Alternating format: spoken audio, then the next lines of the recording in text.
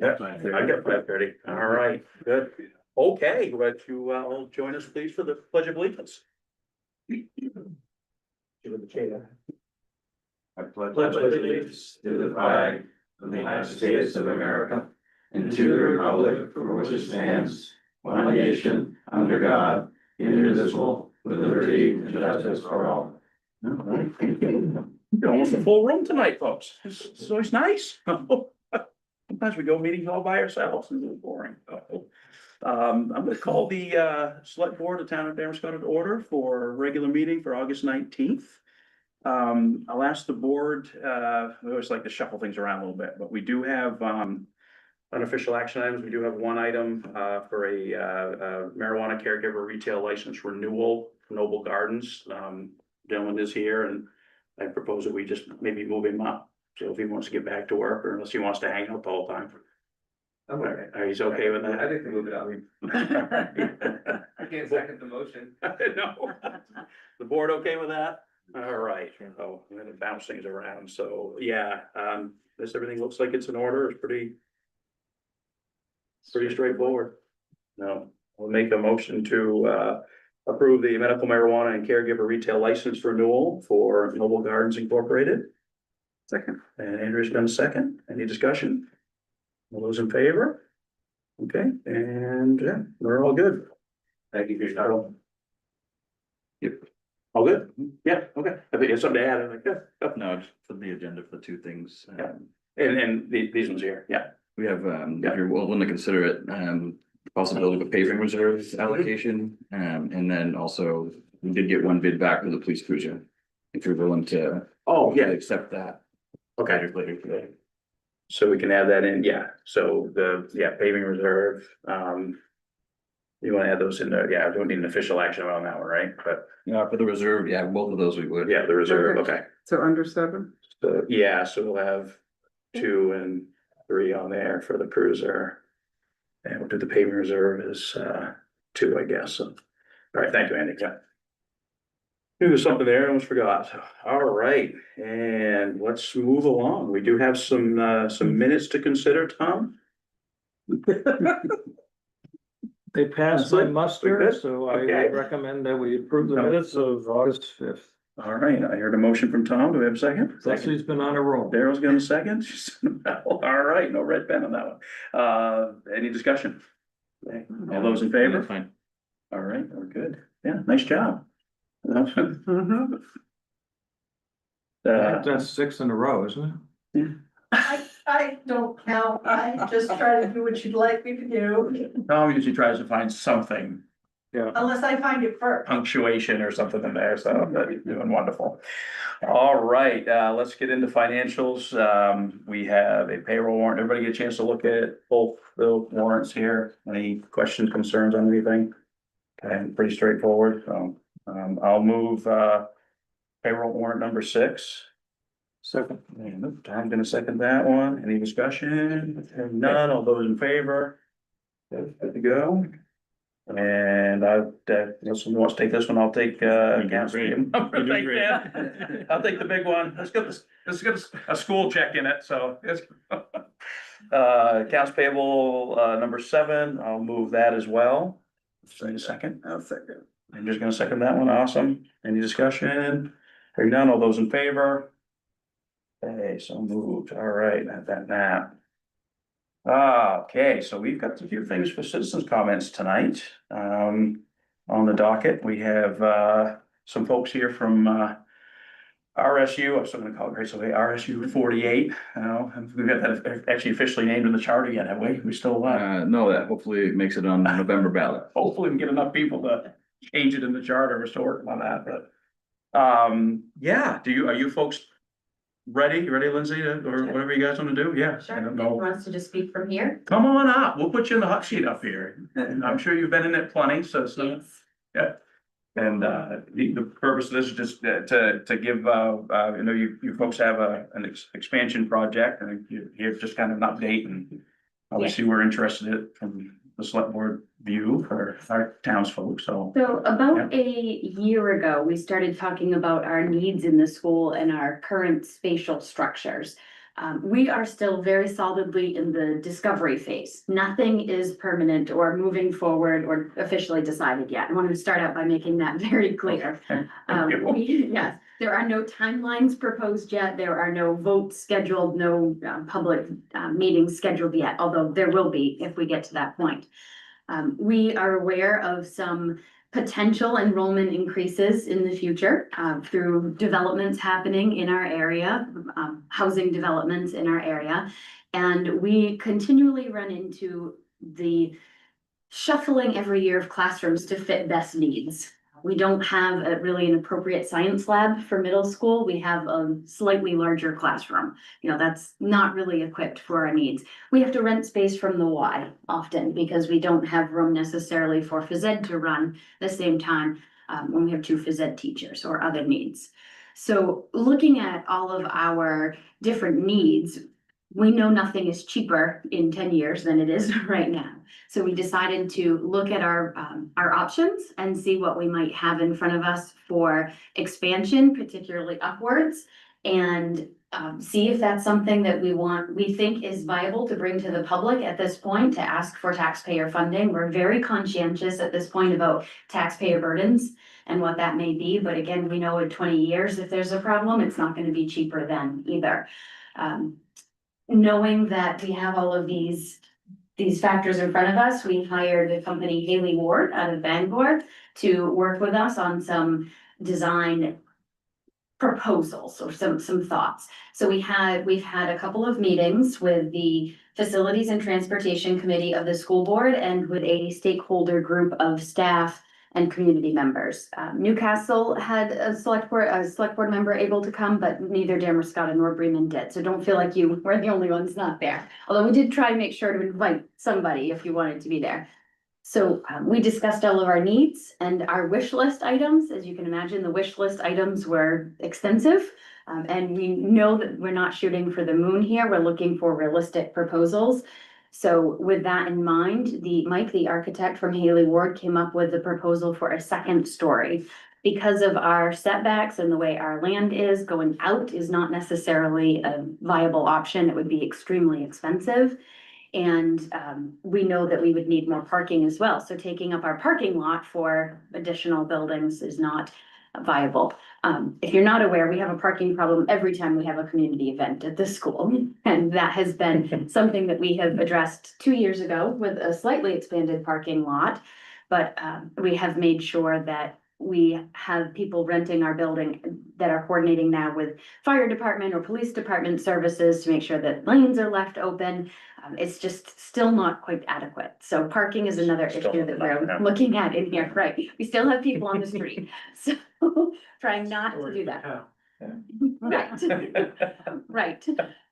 So Mark is here, Mark Hagar, I'm sure you all know him, with the history of some of the space needs that have gone back quite a ways. I don't have numbers to give you because we don't have an actual design at this point. We just have the idea that we would go up with a very first draft of that, and it is in the school. If anybody stops into the school, you can see it right in the beginning entryway there.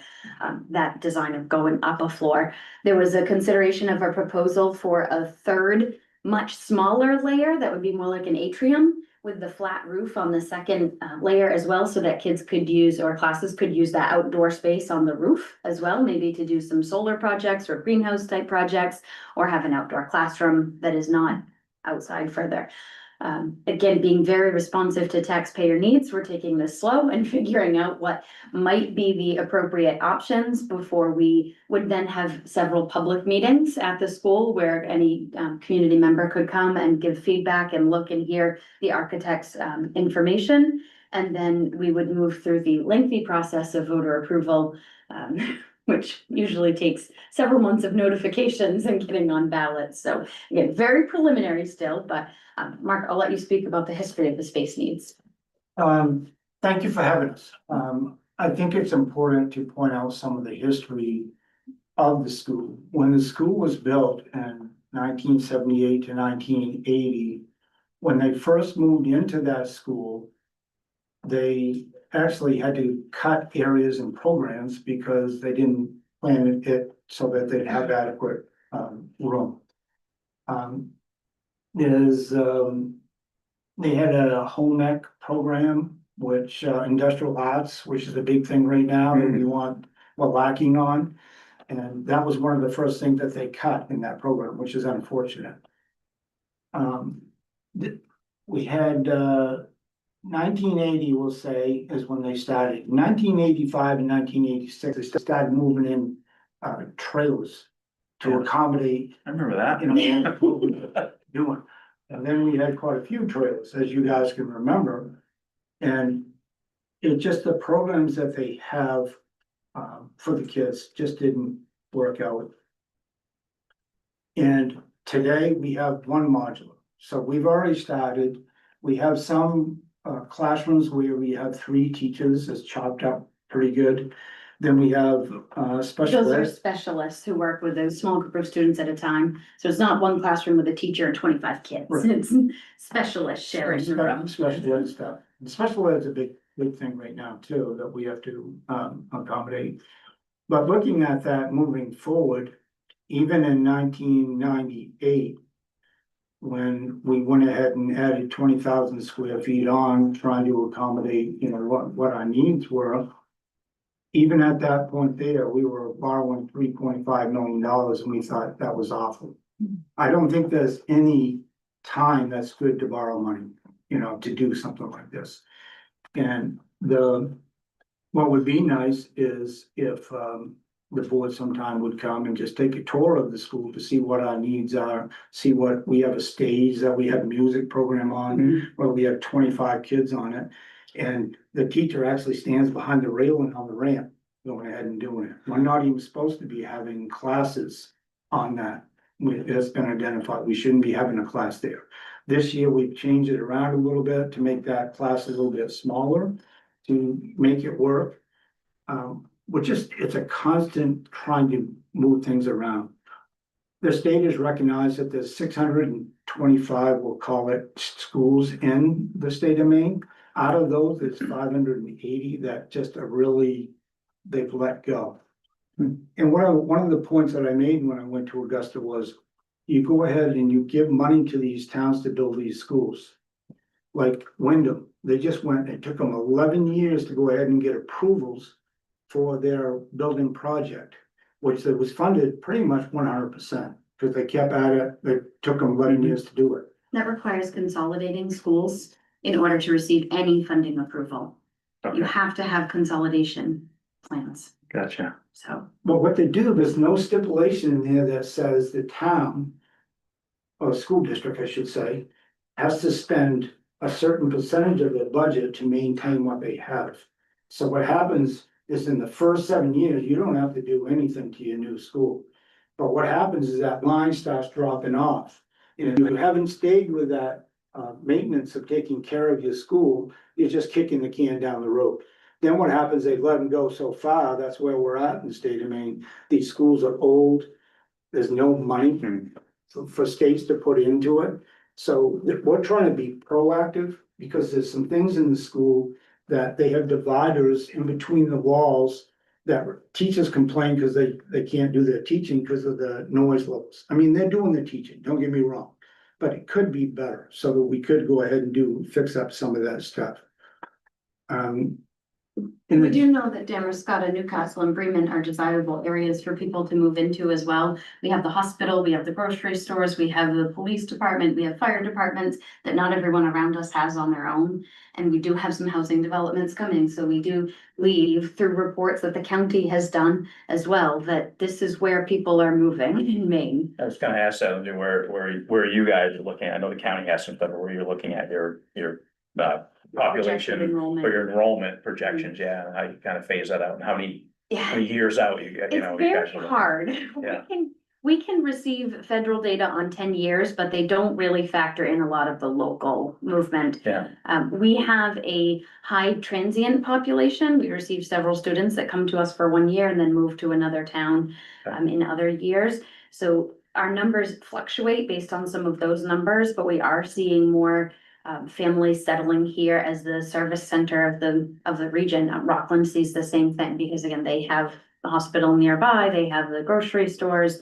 That's where people are moving. Yeah, service centers. Yeah, the service, the service I center. don't know if you yes. could talk a little bit more about demographic projections, because at the end of the day, that That's drives all of this. That is the defining factor, I believe that too. And, and I know that, for example, the counties has identified Damariscotta as a place where they would like to see additional housing. It doesn't mean it's gonna happen. They just like to see it here because of Sure. the service center and the ability to have some density because of the water and sewer.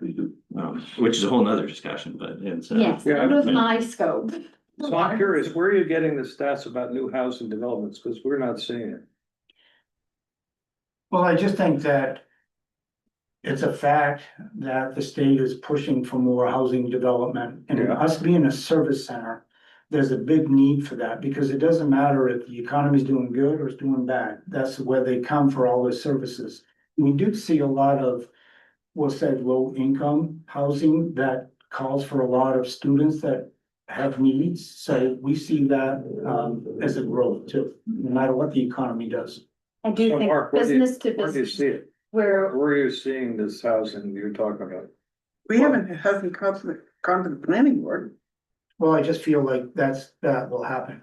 Looking at You know, it projections. just, this is the place, this is the service. Well, we just lost the birthing center, and that's not gonna be an attraction. correct, I think that is gonna have a detrimental effect on the school, Mhm. on the school enrollment, and ripple effects through the whole community. So Absolutely. you have so many graduates every year, what's the net influx that you're projecting? Net the people that are leaving, they graduate to high school. Sure.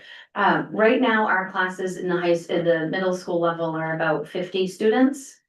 55 per grade level, and our incoming kindergarten right now has 40. Okay. 40, which is a drop down. Our pre-K, which we've started already, this year, we've got 20 in, but that we never have a full class at pre-K. That's optional. It's when they have to come later. I do think, and again, this is still in such the discovery phase, that this needs to see the developments approved before it becomes so solid that it goes to voters for approval. I think that without those developments, our enrollment numbers won't go up enough that we need full second additions. We are aware of some ideal requested projects in the community coming up that have not come and been approved yet, but that are intended projects over the next 10 years. Can you elaborate a little bit? I'm not sure that's my business to share. Yeah, I will stay on, What's your enrollment size now? Approximately 375 to 400 a year in Great Salt Bay School. Right. Okay. And of course- Pre-K to 8. Pre-K to 8. Right now, we Okay. have a few other students in pre-K that attend at Coastal Kids Pre-K. We have a partnership with them, which is a wonderful program. But we can put a few students with them, which saves us from having to do an entire second classroom and gives parents the flexibility to choose which location is best for them for pre-K. So we are working with Coastal Kids on coordinating the programming for those slots so that we can save the cost of an additional teacher and aid, furniture and all the programming. So it's cheaper for us, it's better for Coastal Kids, and it gives families some flexibility. So we have another 5 to 10 students there here as well. Has there been a growth in enrollment over the last 10 years? No, What's the percentage of your What they're- special ed students to regular students? what there has been a huge growth in is the varying needs we need space for in the building. Our percentage of special ed students right now is approximately, I believe 30%. I don't have numbers for this year. We are higher than the state average. And again, we're a service center where people come and settle when they need more supports and services. So that is typical. The average in the state is a little lower than us. But we do have a program specifically for students with developmental needs. We have a program for students with emotional or behavioral needs. We have an occupational therapist, a physical therapist, speech language therapist. So those are all services that students may need to access as well. We have 3 resource rooms, which are typical math and literacy support for students with disabilities as well, beyond the other supports. So that's right there. 7 or 8 rooms that we didn't have when the school was built in 1980 at that level that were available as classrooms that aren't anymore. Do you know what the highest level of enrollment was since the building was built I don't. in the last 40 years? Did it accommodate like 500 at one point? I think so. I know Straight I know there was some bubbles. Yes, there were some bubbles. I can look that up and send it to you. I'm just curious, because if you're at 375, 400. Your class was 80. Well, we've been using a year for the classroom, Okay. Mhm. you know, in the winter it gets pretty cold, we have to bring the heaters out there. You know, so there's that flex of programs and, Yeah. you know, we're just trying to be proactive. We have to look ahead. I mean, there's a reason why people want to go to Great Salt Bay School. It's a well-run school. They have a lot of programs and it attracts a lot of people. We just want to go ahead and take care of the maintenance of the facility so that we have a place for them. And also our junior high is in that same mix. So what we looked at doing is cheaper for us to go ahead and look at moving up rather than expand that footprint. Yeah. And then we can take our junior high and go ahead and put them in that 7th or 8th. Upstate where Yeah. we can have their own. Yeah, I Who's my architect? Yeah. Oh, yeah. No.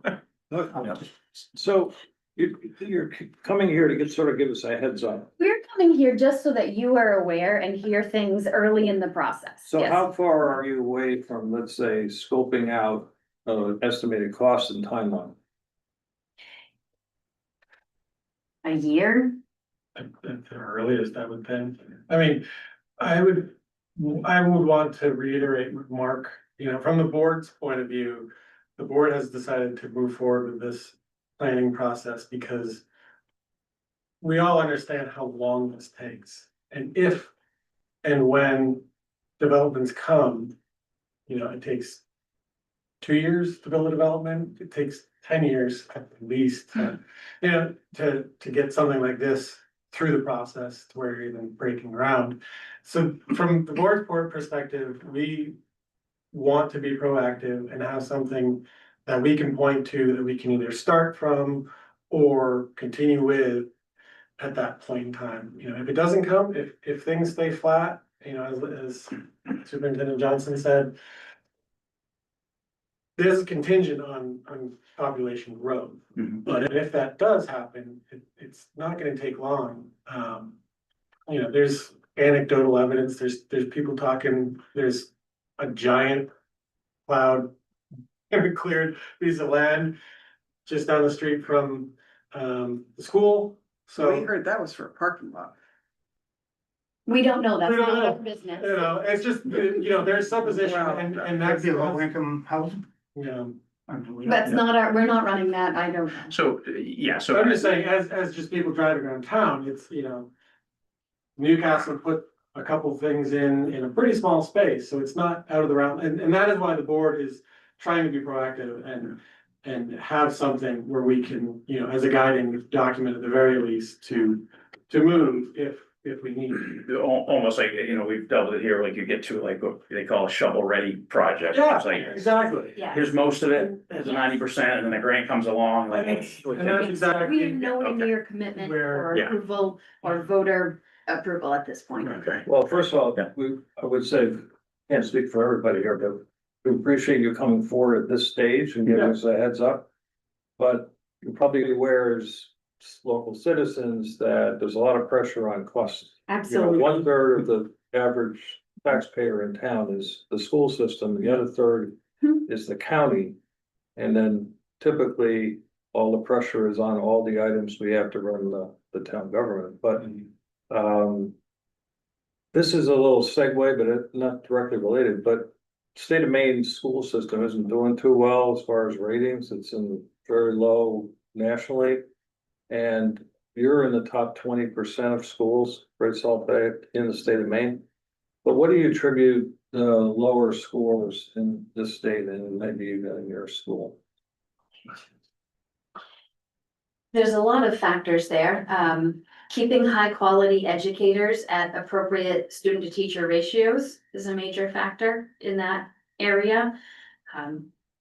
Again, we have desirable comparable contracts for our staff. And we do have some turnover each year, but it's mostly retirements or somebody moving. It's less going to a different job in the same field locally.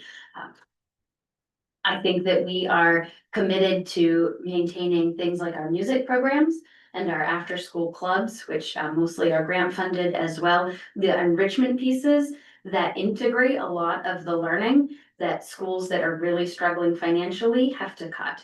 You know, they're cutting art in other areas, they're cutting music. We have a band program, a chorus program, and a strings program. And again, we seek extra funds for some of those, but we also have students that are performing exceptionally well at young ages at District 3 music competitions. We have students hand building toboggans that receive the award at the Camden Toboggan Championships for best design. You know, all that's being integrated into their classes. I could go on about our student accomplishments for a long time. For a smaller town, you're in the top 20%. That's pretty good. It is. I'm just saying, It in is. general, if you had your crystal ball, what does it say about where we can go to maybe improve overall learning in the state of Maine? I would defer to the Commissioner of Education on that. Stick with great salt. Give expertise. Well, you have teachers. I think that retaining high quality staff that are dedicated to their own professional development, their own continual learning of the needs of students, and we learn more about the human brain every year. Our teachers are out here, you know, asking to have speakers come in or attend workshops on that learning and what can we do to try and see, and, you know, and giving the teachers some professional autonomy to work with the kids in front of them instead of scripted. There are other programs, there are other states, North Carolina. If you're a teacher in North Carolina, you receive a curriculum and you are told which page of the book you must be on day 10 of the school year, and which page you must be on day, 100 of the school year. We offer a bit more responsiveness to students. I think that is a key piece as well. Okay. Just a couple more. Yeah, go ahead. Getting back a little bit towards the concepts. Yeah. But while you're going through the exercises, is just help us understand the possibility of kind of a horizontal expansion. You mentioned the parking impacts. Obviously, there's a road that goes through. But I know Mark has brought up both of them as a select board and since the piece the town owns next to that, and didn't know if that's been part of the conversation. If you're doing concept high level thinking about whether it's vertical or horizontal expansion. Certainly has come up. Yeah, it has come up a few times, and I was sitting on that side of the table when a gentleman came and he was selling his piece of property, and he had 12, 14 acres, I'll just say. He wanted to sell his house, and he was gonna he chunked that off, and then he offered the town of Damariscotta that remaining acreage, because he came to us when I was sitting on that side of the table and said, I believe in education. So I'd really like to sell this, and I believe it was like a number of 35,000, I'm gonna throw out there at the time. And they said, if the school ever needs this, I want this to be in hands that could actually help our student population, because I truly believe in education. So that is something that maybe down the road we can look at. We thought of that. But the way it is right now is we can't expand because we have the ball fields that have federal money in there. A lot of schools in the state have already built parking lots on them and had problems. So looking at it from that point of view, challenge two is parking. How do we handle the parking? There's no doubt about it that in this project that we do, parking has to be that one of those issues that comes into this. So there's a number of factors that come into that, but I think by starting this conversation, being proactive, looking down the road to how we're gonna handle something like this is the appropriate way. And getting to the fact that the Damariscotta taxpayer has been very supportive of education. This is why Great Salt Bay School is such a great school. They've have programs, they're open to more programs. I do feel like the trades we need to do a little bit more with. We need to do more with career nights. I think we'll do some of that, but I do feel like the taxpayer has done a great job maintaining what we have. We've actually put together budgets where we have a reserve account so that we actually pay for, like the boiler room, we paid cash for it. When we went ahead and put the roof on, we paid cash for it because we set up a system where we take care of the building as we go. And we're just looking at this saying, look, we need to be a little more proactive down the road because this is gonna all of a sudden be right in front of us. And we don't want that to happen. That's what we're coming for. The other question I Good had, idea. The other question I had, you mentioned the 375 to 400 is roughly what you have now. What you're advising the engineers to do a design and a concept for the expansion. What is the target population, student population you're aiming for? 500 or more.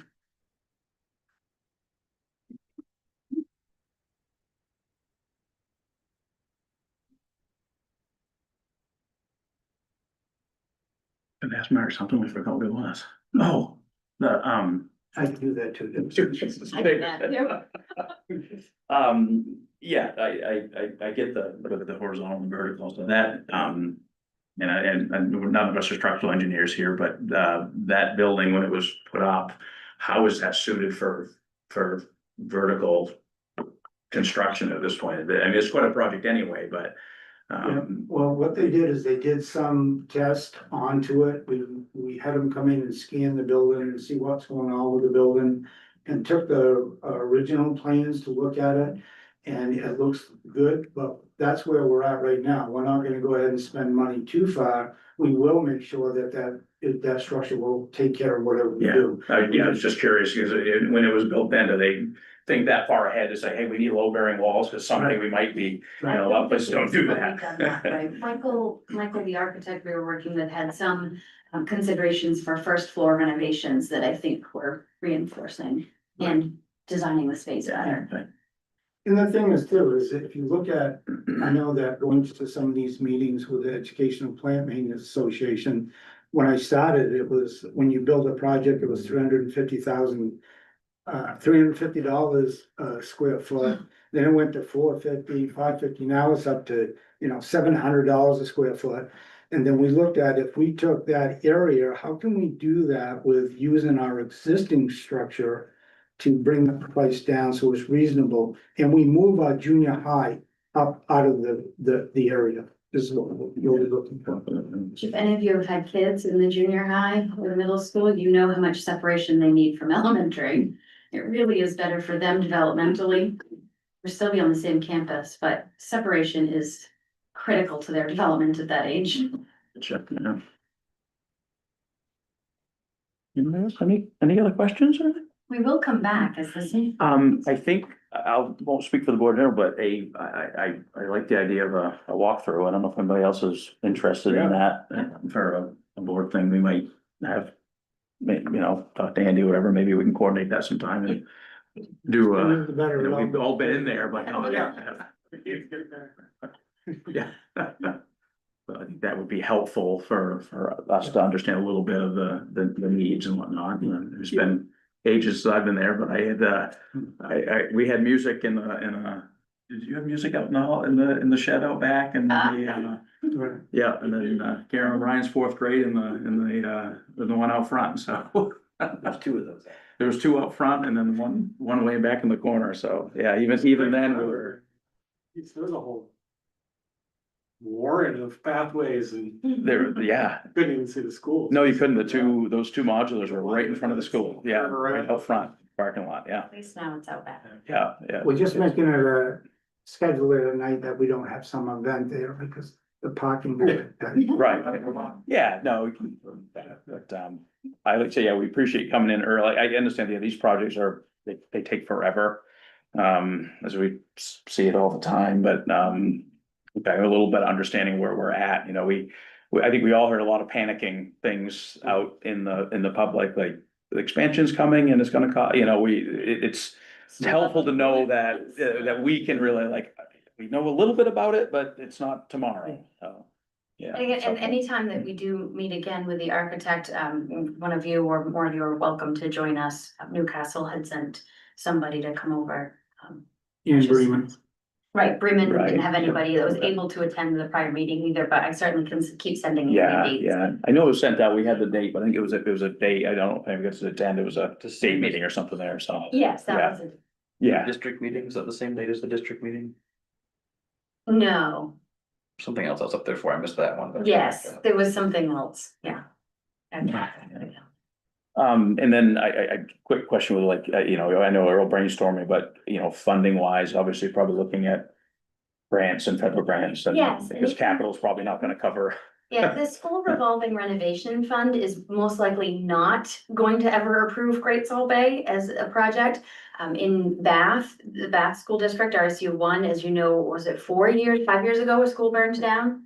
They've received their funding this year to start a project through school revolving renovation, and they're considered high priority. Yeah. And they had to consolidate another elementary school in order to get it. So not necessarily ideal. I don't think that that would necessarily fit our parameters, but the legislature at the state level is considering ways to up the funding to the school revolving renovation fund. So maybe in the next 5-10 years, there'll be more consideration for getting those funds. But certainly we're looking beyond the state system as well for any type of funds we can find. Is it, being an RSU now, is that more That does help, yes. helpful? Okay, It does. I assume that might be a little, Yeah. any type of consolidation, but I mean. Yes, that actually does help. Yeah. Did was there traction gain last session around the school fund? I know the formula for the capital stuff was being considered. One of the things I kept hearing was that instead of putting all the money into 1 or 2 schools a year, Mhm. the idea was maybe to award more money, same amount of money, but to more schools. To more schools, right, and with that, they want to increase the total pot and the money, so that would help, but I mean, it's just so little right now. Mhm. And as Mark said, with the number of schools that are aging and needing projects, and everybody just has weird additions going on from them. There's a lot of people that want that money too. I mean, a lot of the stuff we go after is are 20 to 50% grants sometimes, and so Mhm. like if they could look at it that way potentially and get it out Yeah. further to more schools instead of everyone competing and Mhm. kind of, in some ways you kind of put yourself against each other and. Right. But I do remember sitting on that side of the table and we were always looked at having shovel-ready projects, so. You know, and I'm sure you guys are looking at that too, is have something set in there so that if things go upside down with the economy and then all of a sudden the government wants to spend a bunch of money. We had a project that the government could say, okay, we can get this going sooner. You know, I Yeah, think, I think that's what we found in the past, and these like grants is, yeah, exactly, you have like, this one's, at 90%, here you go, and then they're competing against a 50% plan or a 40% plan. sure. You have that step ahead, so it makes sense to get to a point where you have something a little bit deeper, yeah. Yeah. Thank you guys for coming, I don't think there's any, Thank you. all good? Yeah, and then we'll talk with Andy and we'll figure out a time we can visit, maybe do a walkthrough, so it sounds good. In case anybody here Yeah. doesn't know all of you, your name tags Mr. Day. You spelled my name wrong. I didn't put. Thank you. I appreciate Mark not pointing that out. Thank you, that's great. Yeah. Thank you, guys. Thank you. Thank you. Thank you guys for coming. All right, yeah. And, yeah, I think we have some other guests here waiting. So, yeah. Do you want us to come up to this? Come on up. Yeah, we'll keep a revolving chair over there, We so. brought a little flyer too to. help Awesome. the Some folks from the Yes. Development Center here, in reference to the Great Salt Bay eelgrass restoration project. Yeah. So it's a color now. Oh, look at that, yeah. Yeah, it's a color here. Thank you. Yeah, so my name's Devin Domeyer. I grew up in Southport. I went to Lincoln Academy for high school actually. But I work for the Maine Coastal Program, which is at the Maine Office of Community Affairs. We used to be at DMR, now we've moved.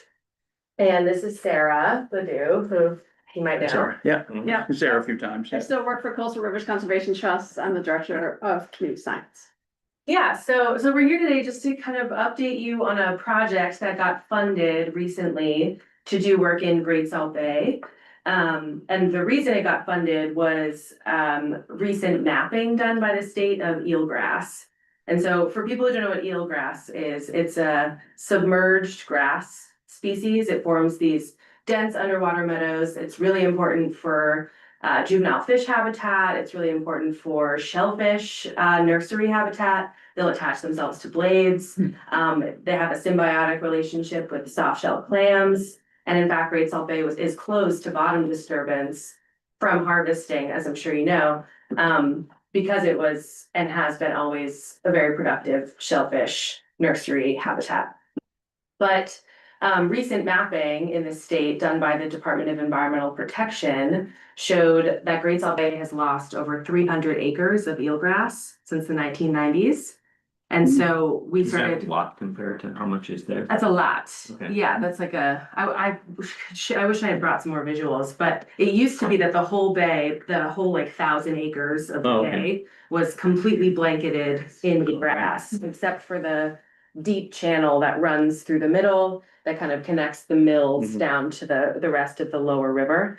And it was a nuisance. It would get caught in people's motors, they would mow it. It was, it was everywhere. And so that loss is about a third, Okay. if not more, of the total acreage. And so obviously this is very concerning. And so the state, my office partnered with the Department of Environmental Protection to go look at it. We reached out to Sarah and said, this is a problem. Would you like to apply for funding? And so we got a grant through the state's compensatory mitigation program. And so it's for, I'm sure you know, but if you impact a resource like eelgrass, you have to then pay into the state fund, and then they distribute grants to other applicants for elsewhere. And so we got $850,000 from the state to partner with Darling Marine Center over in Walpole, Sarah at Coastal Rivers, Manomet Conservation Sciences, and us, the Maine Coastal Program, to restore at least 3 acres of eelgrass in Great Salt Bay by 2033. And I know that sounds, oh my gosh, Andy, is that you? Oh my God. Yes, okay, so this is what it looked like in the 1990s. Well, I should see the back of my head. No, you take your time. Right, so this is what it used to look like. And so what you're looking at is that's Great Salt Bay. The dark areas are 70 to 100% eelgrass coverage. So that's like really, really dense.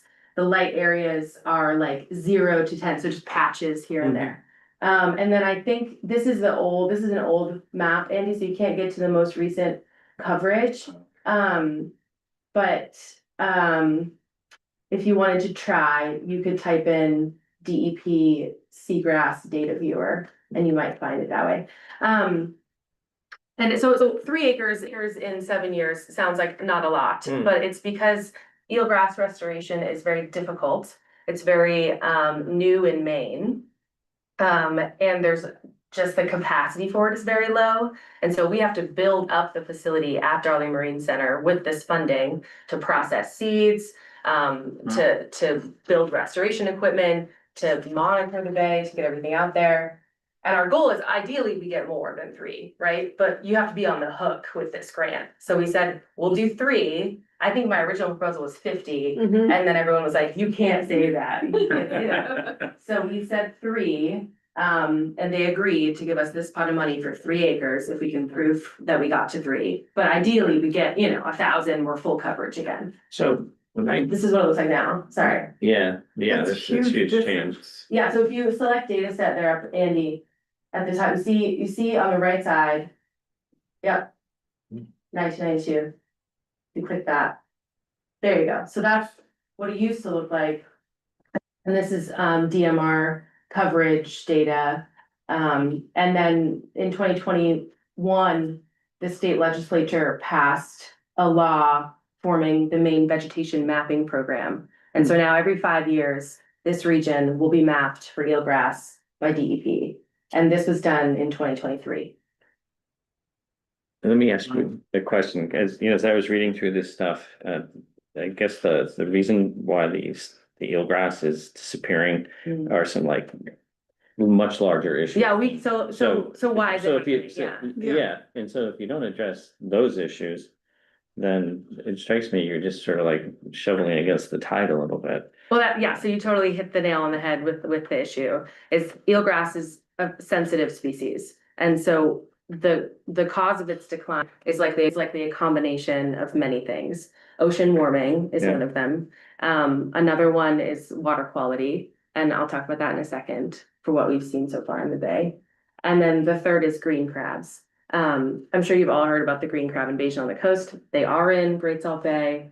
Green crabs will, as they're looking for food, they'll go around and they'll clip the bottom of eelgrass just to forage. And then they'll also burrow into the sediment. And as they're going, they're like, get these rhizomes out of the way, get these roots out of the way. And so they just clip. So they're horrible ecosystem modifiers. And so we've started to see and have through anecdotal stories of property owners around the bay, just these massive like rack conglomerations of eelgrass blades floating around and washing up on shore. So there's a lot of stressors. And what we've noticed just in the past, we started monitoring in more like depth, more focused monitoring last year. And we started going out, and there's a small picture on your handout of some of the algae that we found this year in the bay. But algae blooms in Great Salt Bay are a real problem. And for many reasons, they're not being usually, actually, if at all, identified as DMRs being toxic to human health. But there's so many other ways that algae bloom is impacting the water quality of that bay. Most directly to eelgrass is that it covers the blades, and it's a photosynthetic plant. And so just when we go out, starting last summer, to look, almost all of the eelgrass in Great Salt Bay is covered in mud and algae. And so you pick it up and it should look like this beautiful photo here on the left on your handout. It should be clear and it should be green and vibrant. If you go into an eelgrass meadow that's healthy, it's beautiful. And the blades are like this tall and you see these amazing like fish swimming through everything. In Great Salt Bay, it's like, and they're like an apocalypse of eelgrass. It's all brown and covered in algae and clumped together. That said, it's incredibly resilient. So it's still there and it's been there since the 90s. And so the state has this vested interest in making sure Great Salt Bay's eelgrass does persist because it represents this this genetic like Goldilocks of eelgrass. If this can survive the heat spikes in Great Salt Bay, I don't know the last time anybody got in Great Salt Bay, but it's like 80 degrees in summer. It's so warm. But it's also, existing in salty water. It's really hot. It's resisting all of this algae coverage. That's a big opportunity for the rest of the state as well. Couple of questions. Do you think the aquaculture that's starting to expand in Great Salt Bay, has had any impact? And secondly, do you have any models for where this has been restored successfully, and what were the components of making it happen? So we don't have any like direct data on the aquaculture, like the interaction between the increased aquaculture in Damariscotta River and eelgrass. There's a lot of different factors that I was go thinking into it. actually in the lake, because there's a lot of aquaculture now in the lake. In the lake, Correct. in Damariscotta Lake. There's no like direct data. Aquaculture of shellfish in a vacuum would be a benefit to eelgrass because one oyster can filter 50 gallons of seawater a day. Right. But then, you have confounding factors like birds landing on cages and pooping in the water. Are you offsetting how much nutrients you're taking out? So you have to do more direct studies. But that's what we're here today to do, is to start conversations with the towns in the watershed around Great Salt Bay to talk about what could be possibly contributing to these massive algae blooms and the evidenced decline in water quality that we've seen for the past year or two. And so I'd like to keep coming here, keep updating you on the water quality monitoring that we are doing. We'll have data back at the end of this fall from the Darling Marine Center, who's got all kinds of probes out there right now. But we're doing discrete effluent water quality monitoring at the sanitary district. There's an outflow that goes directly into Great Salt Bay.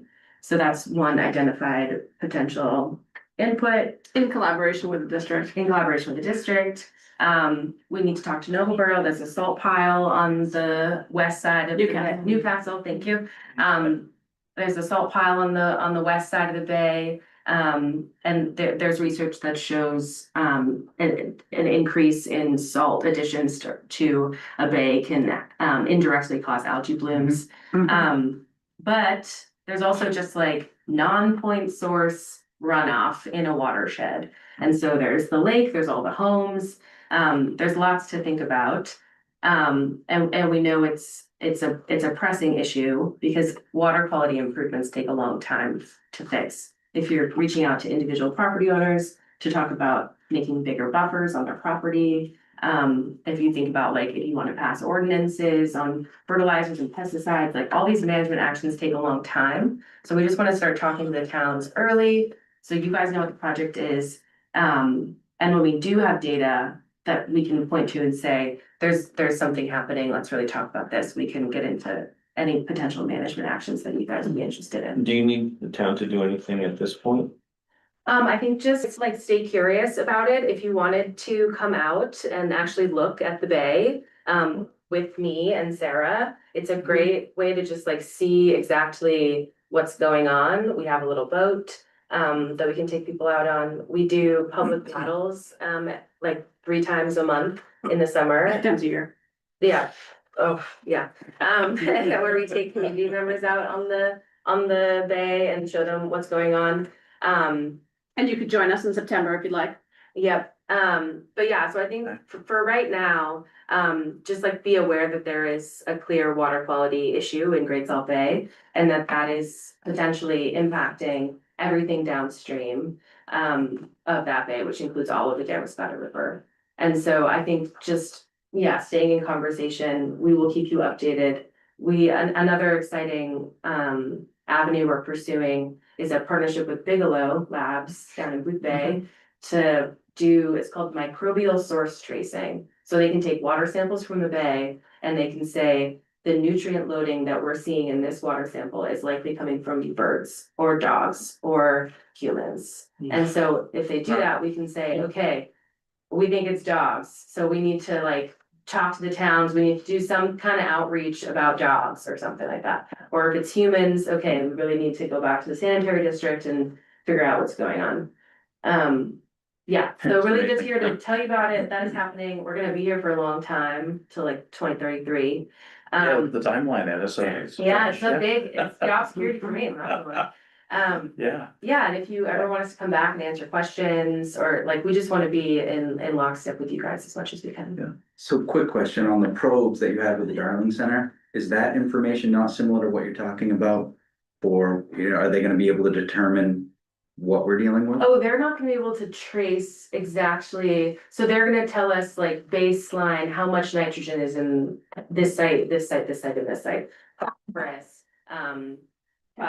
temperature, salinity, how much light is reaching the bottom, so it's all of just like the general environmental parameters. So we can get a picture of the general health of, and why the eelgrass might be still surviving. Do they have any historical data on those same points? There's not a lot of historical water quality data. There's limited, Bernie McAllis, did some monitoring in the 70s. I've done some intermittent monitoring in the recent past, but it's pretty limited, so.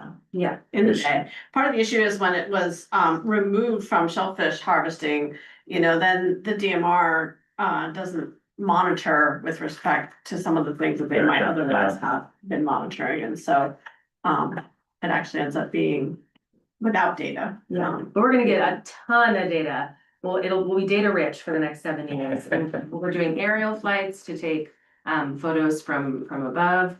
And so there'll just be lots of information to share. And it's a horseshoe crab nursery for the rest of the estuary as well. And that's a benthic species. They need to be able to access the seafloor. If it's covered in this nasty turf algae, that can become very difficult. So, yeah. I just want to add, if you all find out about either any kind of development or activity that might impact runoff, might impact anything related to the bay, structural things, land use things, management things, you first of all, it'd be just great to hear about that. And if you ever want our input in terms of what impact it might have on the bay and the water quality, we'd be happy to share that with you as well, or share data specifically as it becomes available too, if you're curious. Yeah, and we've That's started great. to try and reach out to larger property owners around the bay, who might, just based on what we know, be having some kind of influence on runoff. So, active hay fields or large farms, things like that. And so I think those relationships too, we have free services we can offer to come and do property assessments. and walk around and say, okay, so you clearly have this stream and it's funneling directly from this garden that you fertilize every week. Like maybe we plant some stuff right here. Maybe we think about putting some rocks in to divert this flow. And so I think also if you know of people who might be interested in that kind of service just through your own dealings in the town, I think, yeah, we're always hungry for, because again, watershed management takes a long time to fix. And so, yeah, so I think we're always just looking for leads also. I think once, this gets out there a little bit, I think you'll find you probably have lots of partners in the area that are interested in it. Yeah. Yeah. Yeah, everybody cares concerned about the it, so, river and the yeah, bay, so. Yeah. It'll be very community volunteer heavy, not currently, but it will become that I way. see, There'll be yeah. calls for citizens to come out and, Yeah. collect seed and engage in the propagation process and, see what's going on firsthand, Yeah. so. Just make sure your phone's on there for next Thursday when the paper gets out. Emily's taking a lot of notes back there. Oh, and I realized, Sarah and I realized that our emails are not on this paper. Andy has our emails. If anybody else needs my email, they can just ask. And it's also on the sheet. the sign sheet. Yeah. Yeah, but yeah, we'd love We to. appreciate, absolutely. We appreciate these, the information and the follow-ups, and it's outside of most of our wheelhouses, so it's nice to hear from people who know what's going on. Yeah, for sure. Yeah, for sure. that I would never even know that there was an issue with eelgrass. So, Yeah, we can come back maybe in the winter and report back on all the data that we've collected. Yeah, this I would summer. say when you guys get to a point where you think there's enough to say, hey, like come back and update you, absolutely, yeah, just reach out to Andy and yeah. And we can go on a field trip, did I hear a boat ride in there somewhere, we going on a field trip, Andy? We have a boat, here we go. Just, my email's on our website at Coastal Rivers, so espadu@coastalrivers.org. Truly, if any of you, even individually, would like to just go out on the bay just to see this and experience what the bay, a lot of people can't get out on the bay very easily because there's not a lot of public access, Right, or yeah. you don't have a boat, or so we really want to make it available to people so they can firsthand see what we're talking And about. now is That's a scary time to look at it. It's like peak algae bloom. at the Warmest, brightest, Yeah. longest days, tons of algae. So moment. it's, Just yeah, it's covering the whole bay. perfect storm of, Yeah. Yeah, so there's I can't remember the exact, I think it's like September 12th or something. I think it is too. That we have the next public event, but that's like paddling in kayaks. So we get people to the public landing and then we all go out in kayaks and paddle around and I just do a big spiel for like an hour. But if y'all wanted something that's more like we could take out our little boat and just tool around with y'all, whatever. Okay. Yeah. And just email you or. Yep, email either me or Sarah. She's the Email like the Sarah. local partner Okay. for this whole project. And then I'm the state partner and the project manager. Good stuff. Okay, great. Well, thanks for having us Yeah. today. Yeah, thank you very guys much. for coming, And I appreciate it. thank you for. Yeah, Yeah, thank so, you. thank you. All right. Some lots of good information. Still in public comment, did you folks have something, I didn't know if you had something to speak to later, but we're still in. No, that's why we're still in public comment right now, so you're more than welcome to, we can come on up and you can have the floor, just have to remind us your name and.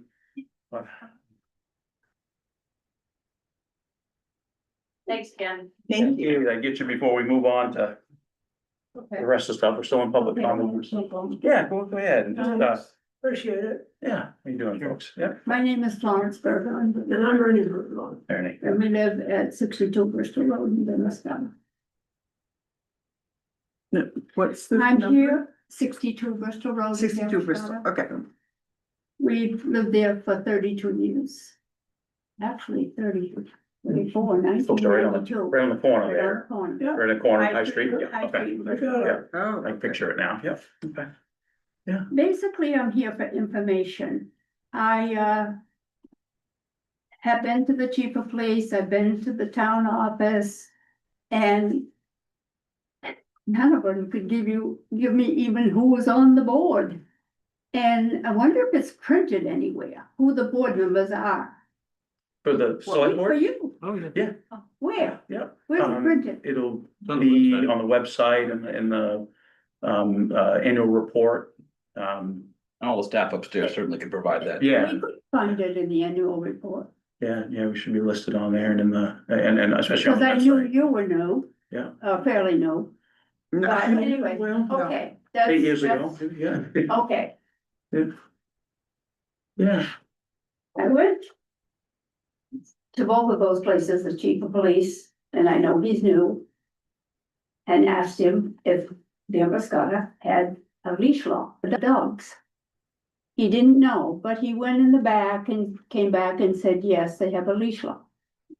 And I said, and who is animal control? Who's the person? He didn't know. Well, I knew. contract, yeah. Yeah. It's a contract. was yeah, contract. Yeah. So I was pretty sure who it was.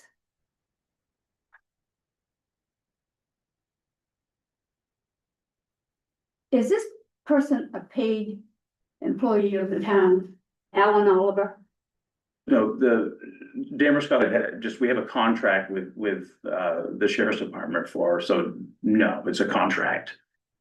You know, town of Damariscotta doesn't have a paid employee for animal control. Okay, Yeah. because when I went to the police Yeah. department, they said that I couldn't get any information unless I called the sheriff's department, which is Todd Brackett. Right. Correct. correct. Because we don't have our own personal animal control person. Yeah, there's about 8 or 10 towns in the county that contract with the Lincoln County to provide that service. Oh, that's interesting. When I asked, when I called for animal control, I said, is Alan Oliver the animal control person? And she said, yes.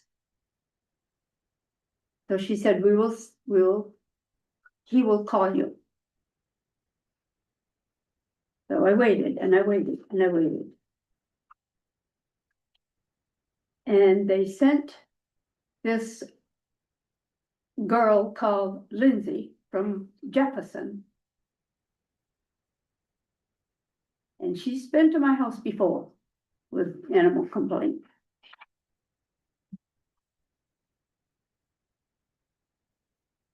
And she said to me, because the dog that jumped on you, the unleashed dog that jumped on you, did not knock you over, so I am not going to summons her for having an unleashed dog. So I went to the website and it says the selectmen shall determine license fees, blah, blah, blah, blah, blah. And it says it shall be unlawful for the owner of any dog, licensed or unlicensed, to permit such a dog to run at large.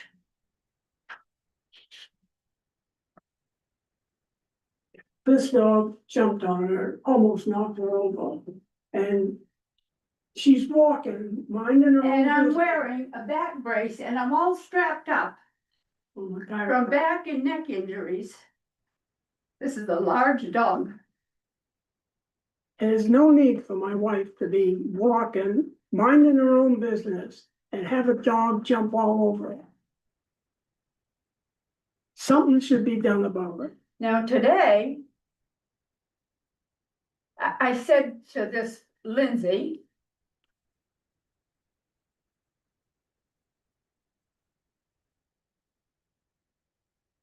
are you coming?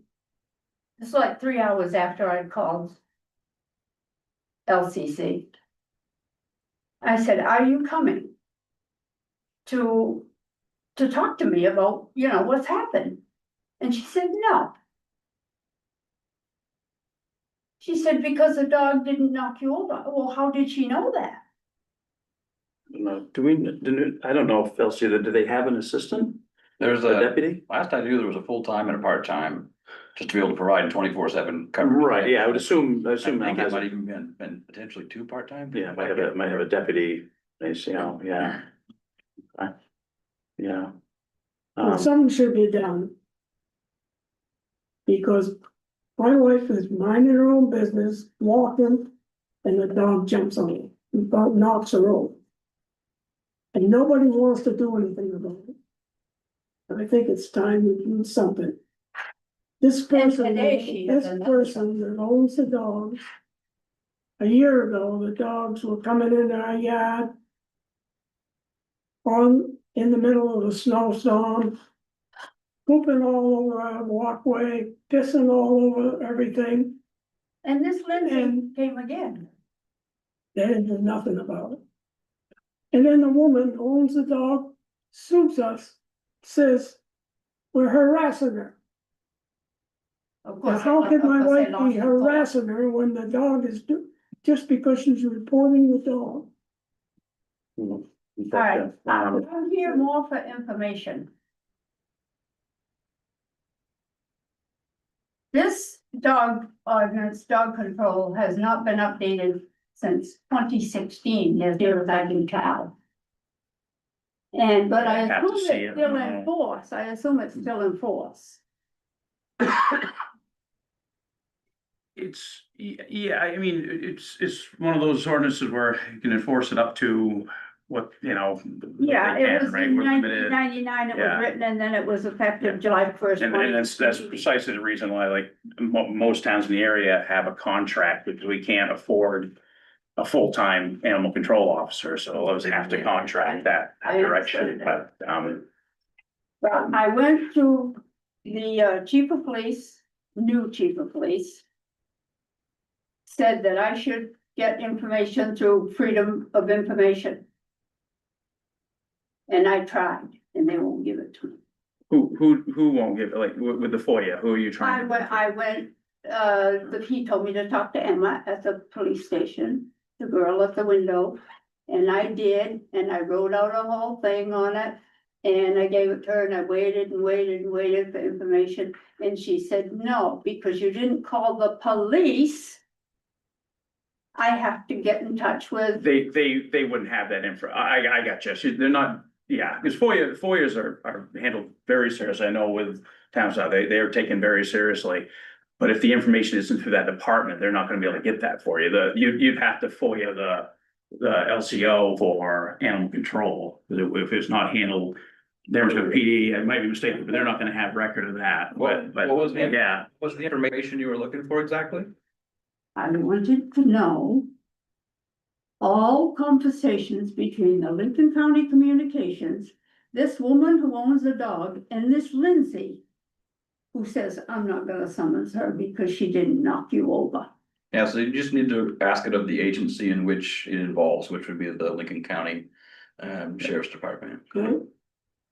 We wouldn't have those records. So the FOIA request is about records we own and are in our possession. We would, if you're not asking for anything between our officers and any of that, then we just wouldn't have that.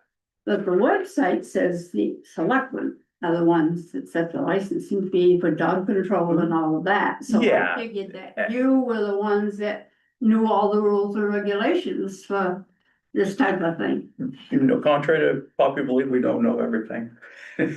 But no, at the levels of, I mean, yeah, there's ordinances and whatnot that are set, but then the actual execution of those are done at departmental levels. And in this case, it's done through a contract through the Lincoln County Sheriff's Department, the ACO. So that's where if you require information, you would need to go directly to them for that.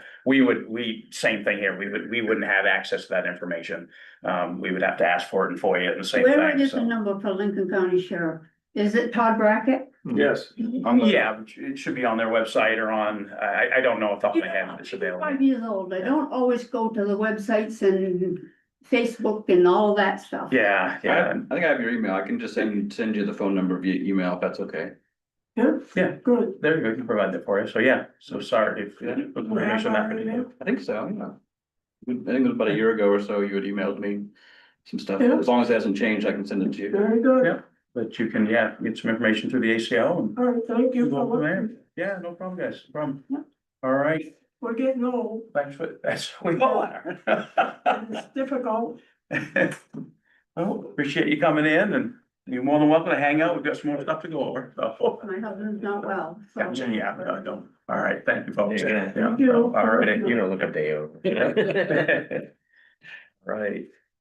Okay, let's move into departmental reports here. We got anything jumping out there? Andy, you wanna hit on? No. Didn't wanna necessarily take away, so in light of what Sarah and Devin had talked about, Emerson and I had sat in with them, and Heather, Dr. Leslie, a month ago. Ish. Less than like very. To hear about the project, and then, yeah, it spurred some other things, and, you know, the comp plan has some marine resource type stuff listed in there. Coastal Rivers has some other programs that complement what that Gilgrass program is that they're running, and it kind of pointed us to, and of course you got Dr. Leslie, who's got students and student projects there, and interest, and so Emerson's currently working on a broad reach grant application. We're trying to pull together like a project, that it makes sense, and not trying to go after just to go after it, but like there are things in the comp plan that though they might not be in that 1 to 3 year thing, the timeliness of a project like this to try and add Well, for on the partnership, yeah. There's nothing to really present right now. It's just, it's being worked through. Yeah, I mean, I can give you there's not a ton, I'm working with, Sarah, and then we'll meet again with Dr. Leslie, with Andy to get a draft of the grant. It's due October 1st with funds to be disseminated by the end of the year. We're applying, they have the option, for a 1 or 2 year application, because we are, the town would take the lead on it. And we've applied with them before, we have the option to do the full 2 years and to ask for up to $200,000. And so the philosophy is to, let's ask for as much and as long as we can. And so, they're really looking for, projects that address coastal and marine habitat conservation, restoration, resilience, eelgrass is named specifically. So coastal or ocean acidification, carbon sequestration, data analysis and understanding impacts in the marine environment, which will align with, I think, the community's collective desire to just get an understanding of current conditions in the Damariscotta, especially as they relate to shellfish. And then, specifically they asked for funding requests for meetings and convenings that bring together practitioners and other stakeholders to share data or best practices. And so that will, largely be the scope of the grant, is bringing together, having engagement sessions to bring the practitioners in the room to get a knowledge exchange going, and then funding for tangible action steps to result from that series of engagement. Obviously, the Eelgrass project is somehow funded for 7 years through NOAA. So we're not trying to replicate or necessarily continue that specific vein of work. We're really trying to use this opportunity to say, okay, we have all of this knowledge and expertise and data that's going to come out of this project in the Great Salt Bay. How do we bring that to this side of the river? What projects need to come out of that? What knowledge needs to be shaped in? Maybe how do we align that with conversations that are happening around shellfish? The grant is really looking for projects that align with the state climate action plan, Maine Won't Wait. And so I've put together an analysis of how our comprehensive plan aligns with Maine Won't Wait. So the idea would to tie this all back into helping the town accomplish the goals in the 10-year comprehensive plan. And I, started to put together to an alignment of how the Great Salt Bay project could help us accomplish goals in the comprehensive plan. I think once they have their data collected, there's going to be some really clear technical assistance avenues for ordinances for other grants that will help us accomplish those goals. So with broad reach, like I said, you'll hear more about it as I get that development as this conversation happen. But we're looking at series of engagement to result in tangible river monitoring, restoration, and conservation efforts that support Maine Won't Wait and the 10-year goal. As always, Yeah. Thank you, Emerson. Do you find time in the day to get anything else done? You see me walking around, I'm going somewhere. I'm always amazed when you say, we've thrown another project on Emerson. Great, appreciate it. Any questions or follow-ups from anything that was in the report that you want to know more about? A couple things, the assessment's coming up and it seems like the communication might be a really important part of it. Yeah, the Is there, reval, like reassessment or reval, is that, has there been some sort of brainstorming around creative ways to communicate to people or is this where? Not specifically. Could people? Emerson help us with this? has drafted a communication strategy for the town, some of which has been utilized for certain projects and pieces. But Because it's coming soon. it is, probably the most important thing in terms of sequencing the timing is to make sure we don't go too far ahead of them being on site. Yeah. If we send it out, a month after the contract is signed and kind of fall on deaf ears to do it all over again, so I need to get confidence in what their schedule is, when they be here. Colleagues in other towns have mentioned that, oh, supposed to do ours, and so I just wanna make sure that it is sequenced in a way that it makes sense for folks and they don't lose sight of it. So it's on the radar, as I said in here, Yeah. so we'll be looking to do that. Okay. The other one was this, the planning ordinances that are coming down the pike, and that's, I know. The Lincoln County Regional Planning Commission, I believe, is taking the lead on that. I know that from the comp plan implementation committee, there's some things in the comp plan that align with some ordinances. Have we communicated with Lincoln County Regional Planning about the possibility of incorporating some of those changes into, because this feels like now's the time to do it. If we're gonna spend some money and we have some professionals helping us Yeah. draft the ordinance, that might be the time to incorporate those things, even if they are in the 4 to That's 7 year timeframe. And that's the entire basis, is it was a presentation that happened at the prior planning board meeting this month on the 10th. And so Erin, who's from the planning commission, who's doing this work in all of her documents, there's a lot of, spreadsheets, there's an extra column that says, okay, this is, the baseline, we need to be in accordance with state law. Here's the direct comp plan tie-in, here's the language you would need to add, and so, she posed it as a choice to the planning board of what are you gonna choose to do, but the possibilities are all outlined and included in the initial conversation. So will she incorporate those as potential changes to be considered? She needs the In the guidance, draft? she needs the guidance from the planning board and the town. I mean, it's a little bit of strategy in that we have a deadline to Sure. make changes so that we're consistent when July 1 comes next year. Yeah. For housing state law. density. Yeah. If any of those other things seem to potentially be particularly Many of them. contentious, Well, so they're mindful of that, right? And so Yeah. there are some lower hanging, some of them are directly. aligned well, they're with really some of the changes. complimentary, many of them. Some of them are. Yeah. Some of them really are gonna force a little bit more conversation. Yeah. One of the things that they'll also be helping us with, hopefully later this fall, before winter, is a conversation about the upper part of Main Street. Where it's been excluded from the growth area, where there's a desire to do some Yeah. significant growth out through there, Yeah. where, where if we are updating our ordinances, it kind of feels like the right time and necessity to almost have that conversation, at least, not promising anything one way or the other, but have the conversation. Right. Understand what the desires of property owners are, that most of which didn't own the property through there, that have been talking about it at the time the comp plan is being updated. And so they're gonna help us just facilitate that conversation, just to get a better sense, and I think from there. It could end up becoming some other things, because if you're going through the ordinance changes and trying to make it consistent with the comp plan. It kind of begs the question, should that still remain commercial too? If it's not in the growth area, it would seem a little odd to have commercial development happening in a non-growth area. Well, right. And so I think it just. But there's begs a little reason bit why more the growth conversation. areas were identified where they were. So, There are, and again, it comes without that understanding of what property owners today are desiring in our community. They're the ones who decide and vote on those comp plans and the Sure. ordinances, so it, that's some I changes. feel like it's worthy of a conversation, not promising one way or the other. Comp plans can be amended, they are throughout time. Yes. Doesn't mean it's a good thing to be doing, so you just need community input, so this would be the time to do it. Yeah. I know it's been vaguely discussed amongst some of the comp plan committee members and, I know there's a few that are open to that conversation, understanding, well. Where do we miss the mark and do we need to consider an amendment or not?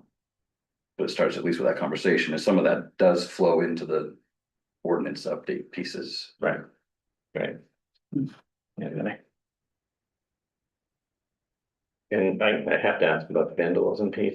Yeah. This is news to me. That's my question too. That would be stolen. We've had it. Sorry. Yeah, ever since it's opened up, I think, Yeah. I mean, it's low, on the cost side of cost things, it's low hanging fruit, but we Yeah. have probably put in 5 or 6 soap dispensers since I've been.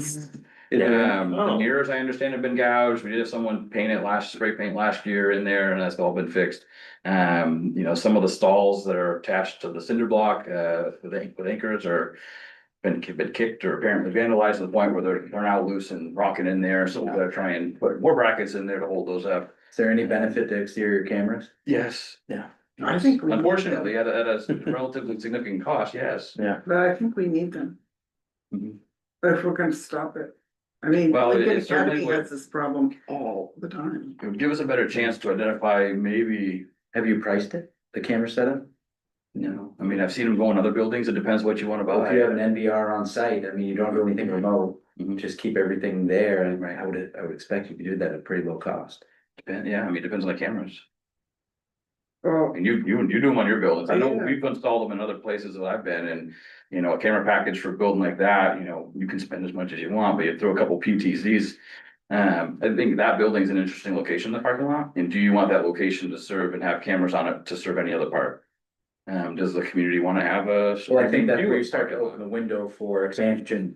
People are gonna say, Right. well, you got cameras here, can we handle some over here, can we put some over Yeah. there? Mhm. So I think if you do it, you do this as the project for the bathroom. Yeah, well, I'd be mindful of opening it and being open to the ability to expand it, so it's more than that.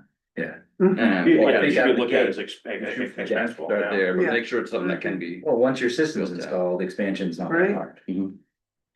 Yeah, I think it maybe depends on if you do an on-site only, you know, is this gonna be uploaded in the future, so the community wanna see a live feed of the parking lot. Mhm. Some communities offer that, We have one, don't we, on the library or the theater. theater has one over, That's has one over Main really- Street.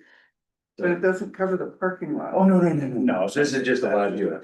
Right. But I think, yeah, if you did start with that, and just do some, not inside, but underneath the overhang of the porch there. Yeah, just in the entry. And down then the deck. something that looks down, we've had building damage outside that was, you know, not vandalized, but it was damaged nonetheless. I mean, there's the. There was graffiti on the outside. Right, yeah, I Yeah. mentioned that one, but along the front, Inside. you know, where the porch roof comes out, and then Yeah. you got your, strip that comes out below the shingles there for get the rain to fall off there. Yeah, that's all, the front of that, something, vehicle small enough was able to kind of run along the edge of that, and so that's been kind of damaged. The back corner, something ran into that and popped off one of the granite veneer pieces, and we put that back on. Fortunately, it didn't seem to break it, but it had to get put back on. And on the other side, someone had driven into the guide wire, with his telephone, our pole, and so that had to get fixed. So it's you know, property with a lot of traffic around it. and- Yeah. if The it- if it can vandalism be though hit, it is will just, be hit. yeah, I mean, it's costing people, taxpayers money to go and fix that stuff. I think we all been here that it may, if we haven't looked into it, at least, you know, look at what the cost would be for, you know, like there's a standalone system there or something that could be fanciful, but, You're putting $2 to $3 grand probably, yeah. depending on whether you can install yourself or have someone else have to do it. Yep. Yeah, see what's out there and let's get the ball I rolling mean, if you're there, looking, yeah. a couple cameras, easy. Yeah, I think you'd want one kind of under the porch there to kind of, if it can get wide enough to see both sides, maybe have to be two, looking both ways, with 2 ways to come up onto that. And then it'd be nice to have a couple looking at the back corner potentially, or somewhere on the outside, Mhm. if someone might approach it. Mhm. Yeah. Yeah. Yeah, I have to But before it becomes, It'll be a deterrent, if not. yeah, maybe a deterrent, not, Actually yeah. be Yeah, a able little to sign. Unfortunate. This figure out. is observed. Yes. I don't have anything drafted. I know the chief was asking about whether or not, they'd have, the officers would be granted the ability to automatically trespass someone if they are able to identify, and it is a repeat person. Mhm. You know, would the board be comfortable kind of allowing a trespass order put against an individual, on the public property? Yeah. I would defer to the they deem it legal and prudent. Yeah. I think Defer to their repeat judgment offender on is the that, key term. yeah, Somebody that is. Yeah, Right. yeah, I think they'd have that in their power to be able to do that, and make that You would call on think so. behalf of the town, the taxpayers, yeah, absolutely. Yeah, so, okay. Yeah, it's unfortunate, it keeps happening, little piddly stuff, and it adds up, so, It does. yeah. Anything else jump out at anybody? I don't, think. the MBRC grants due this week, Friday, try and get that out tomorrow. At the moment, it looks like we're aiming for 1.7 million, which is 500,000 more than the biggest award they've ever given in Maine. Okay. Okay. So, a lot of hope. Yeah, and it's What we're asking, and that's in conjunction with those rivers, Yeah. right? So that checks a couple Yeah. boxes too. right? Yeah. The way the budget, Yeah. way the budget adds up, it's, I've indicated on the spreadsheet that it's. Not secured funding, but we do have reserve accounts that we'd be able to put towards our share of the project to close our gap. Mhm. Road or sidewalk funding, so kind of indicated that we'd have to come back to the forward for that, but. We at least have the ability to. There's also some TIF money that could potentially be used, or used to, fund a different project that would relieve some of the money. I think that the Main Street sidewalk project could potentially come Yeah. from some of the TIF money. For that one could then have all sidewalk reserve, so, trying to work within that, but. It's a relatively reasonable turnaround time to know if it will be considered, it's a pre-app, so if consider we go to a more formal. Oh, gotcha. and bigger app. Either way, I think it's by the end of this year, I think they're intending to award. Well, that's good. That'd be great. And their timeline, once it's awarded, is talk about shovel ready, they look to fund projects that, so many of them do, like, this is the last bit of funding you need to make it happen. Mhm. Here's the economic benefits to making this happen, you need to make sure it's done within 3 years. And so that's the shovel ready piece, is, once they are, concept now, Right, they've right. awarded, so we're in a pretty good spot, Coast Yep. Rivers has everything they need in place, they Nice. just need the money. We've got some preliminary design stuff done, and then there's a bunch of right-of-way work we'll have to do. But I wouldn't wanna do that now without knowing how the funding's coming. Mhm. Yeah, get to a point where you go too far ahead of yourself, so. Okay, great. By the way, I enjoyed looking at the Grand Tracker, it's nice. Something we've been working on slowly. Yeah. It is something to be mindful of, it's no free lunch. Spreadsheet, I think. Well, I think Huge I put amount it of together work. just because we are getting grants, we have gotten grants. Yeah, we no, continue to get yeah. grants, keep track. but it does come with an administrative cost. Yes. There's a lot of tracking that then has to happen, reporting. Sometimes we've Oh, had absolutely. other entities help us do some of that. The Mhm. county helped with the CAG grant. It still involves us. But there are pretty important deadlines and such in those things. Mhm. That as great as it is, we might find ourselves, and I've been thinking of it for the last couple of years anyways, is. In the small part of the equation is, do we bring someone on that simply just manages those grants when they come in? Once we have them, that way it's not off the corner of a desk and someone forgets something. Is that something that gets coupled with a more of a finance type role that doesn't need to be full-time, but is still a little more of a resource Mhm. for staff, helps with Mhm. audit stuff. Mhm. So it's just something that's been percolating and been thinking about, Yeah. because it is a big amount of work to. It's a go after huge these. amount of work, yes. And Can then any have of to those be- administrative costs be included in the grants? Sometimes, Yeah. sometimes, a lot of times they prefer not to. Yeah. Construction, engineering. Yeah. Sometimes it does. Yeah.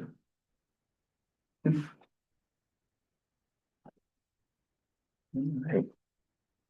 Well, we can move on, there's nothing else in the reports there that comes up to anybody, we can.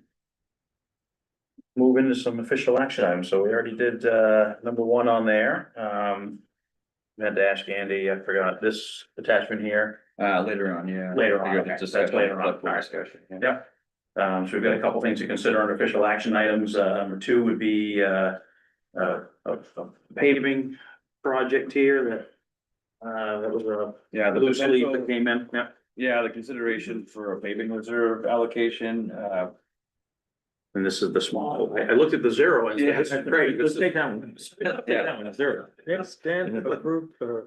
Yeah, I'd like to make a motion to accept the zero bid. There's a section of Hodgson Street that's particularly bad, from about the entrance of, Hodgson Green. To where the town had gotten a drainage grant, I think CDBG grant, like kind of right in the middle of the apartment complex. Yeah, yeah. Along Hodgson Street, there's a couple Yeah. of catch bases, so from there back to the Hodgson Green, is pretty bad. Mhm. Yeah. And so we just wanna kind of give that an overlay, they'd mill the joints of the driveways and around the basins, so we don't have an issue with elevation. And do the shim and an overlay, and the price that, so it's about 340 feet, my understanding is it'd be 2 inches as a finish coat. In the milling of the joints, and so the price for doing that is at 12,500. It's below the $15,000 threshold for requiring it to go to bid, but it would require, I don't wanna. I think if we had 20 grand in the general contracting, it'd make a big dent on that, and so I'd suggest consideration from the paving reserve. Right, yeah. Not to exceed an amount at or close to that. Mhm. If it does go over, we can always use the contracted operating budget Mhm. fee. But Do you know what's in the paving reserve off the top of your head? we put 200,000 in this year. Yeah, okay. I think we had about a 75 or 100 left from last year. Okay, well, it was a significant amount, I just, Those are gas, if you're paying attention. I didn't think to look at that. Hey, we've used this guy before. They did, Recently, yeah. some work last year for us. They did the overlay on Church, Pleasant. Okay, Hodgson. They did the work for Rennie's, this summer out back here. Oh, that's right, Mhm. Yeah. So they're in the area. They've been doing some work. It worked out well last year. Mhm, yeah. Seemed to. These are the people that Honest talk- effort to, give us what we Did need. they do, did we do Pine Ridge? Did they do that section down there? Yep. It would, it would have to do that too, Yeah, right? There's some that's- piecemeal stuff they did. Yeah, Yeah, Hardy fixed- Creek Road. They jumped around a lot last year for us on it seemed like a really good opportunity. Yeah. No, most relatively- of those were, kind of holdovers to get us through for another 5 years or so. And it was relatively responsive. It was kind of a short, like, we can do it. and- But Yeah. the question is their work holding up and After a year, yeah. Yeah, of course, good. so. For what we had them do, yeah. Mhm. Yeah, I mean, being very mindful, like the Church Street overlay, that little section they did was really more about making sure that that winter, that side of the road didn't get completely blown out and dripped out. Plowing it, yeah. And so it was like the worst, we could have done the whole thing, but that was the worst section. I know there's still some other parts of Church Street that need some attention, from the work that was done last year, but my understanding is that will be taken care of at some point. Before winter. That's my understanding. But, yeah, that section of Hodgson, that's come up a few times. where Yes, it has. I think some of the board members walk there often. Yes. Yeah. Yes. But witness to that. Better to walk than drive. I can see that, yeah. So, I I'll, drive it a lot. I'll move to authorize, well, yeah, you had money to move if we do, I just do the 12.5. Yeah, move to authorize, 12,500. From the paving reserve, for, Hodgson Road. Clean and prep and shim and repave as presented, this contract, or this estimate, I should say. The other numbers they had there that might not make sense. I'm not proposing we consider, but I wouldn't mind getting a check. Mark or just checking in with you guys. We did a little bit of feeder road last year, so the first 150 feet or something. Mhm. Do you have any interest in wanting to pave any more of that at some point? It does soften up quite a bit in the middle of winter when the temps rise, because it's a gravel road. If you're putting salt on there, it stays much warmer. And so it ends up becoming a challenge at times. Oh, sorry, you're in the middle. Let me finish the motion, Andy, and then I'll, sorry. I'll second that. I was keeping track of that. For seconds, any discussion on that motion? Okay, all those in favor?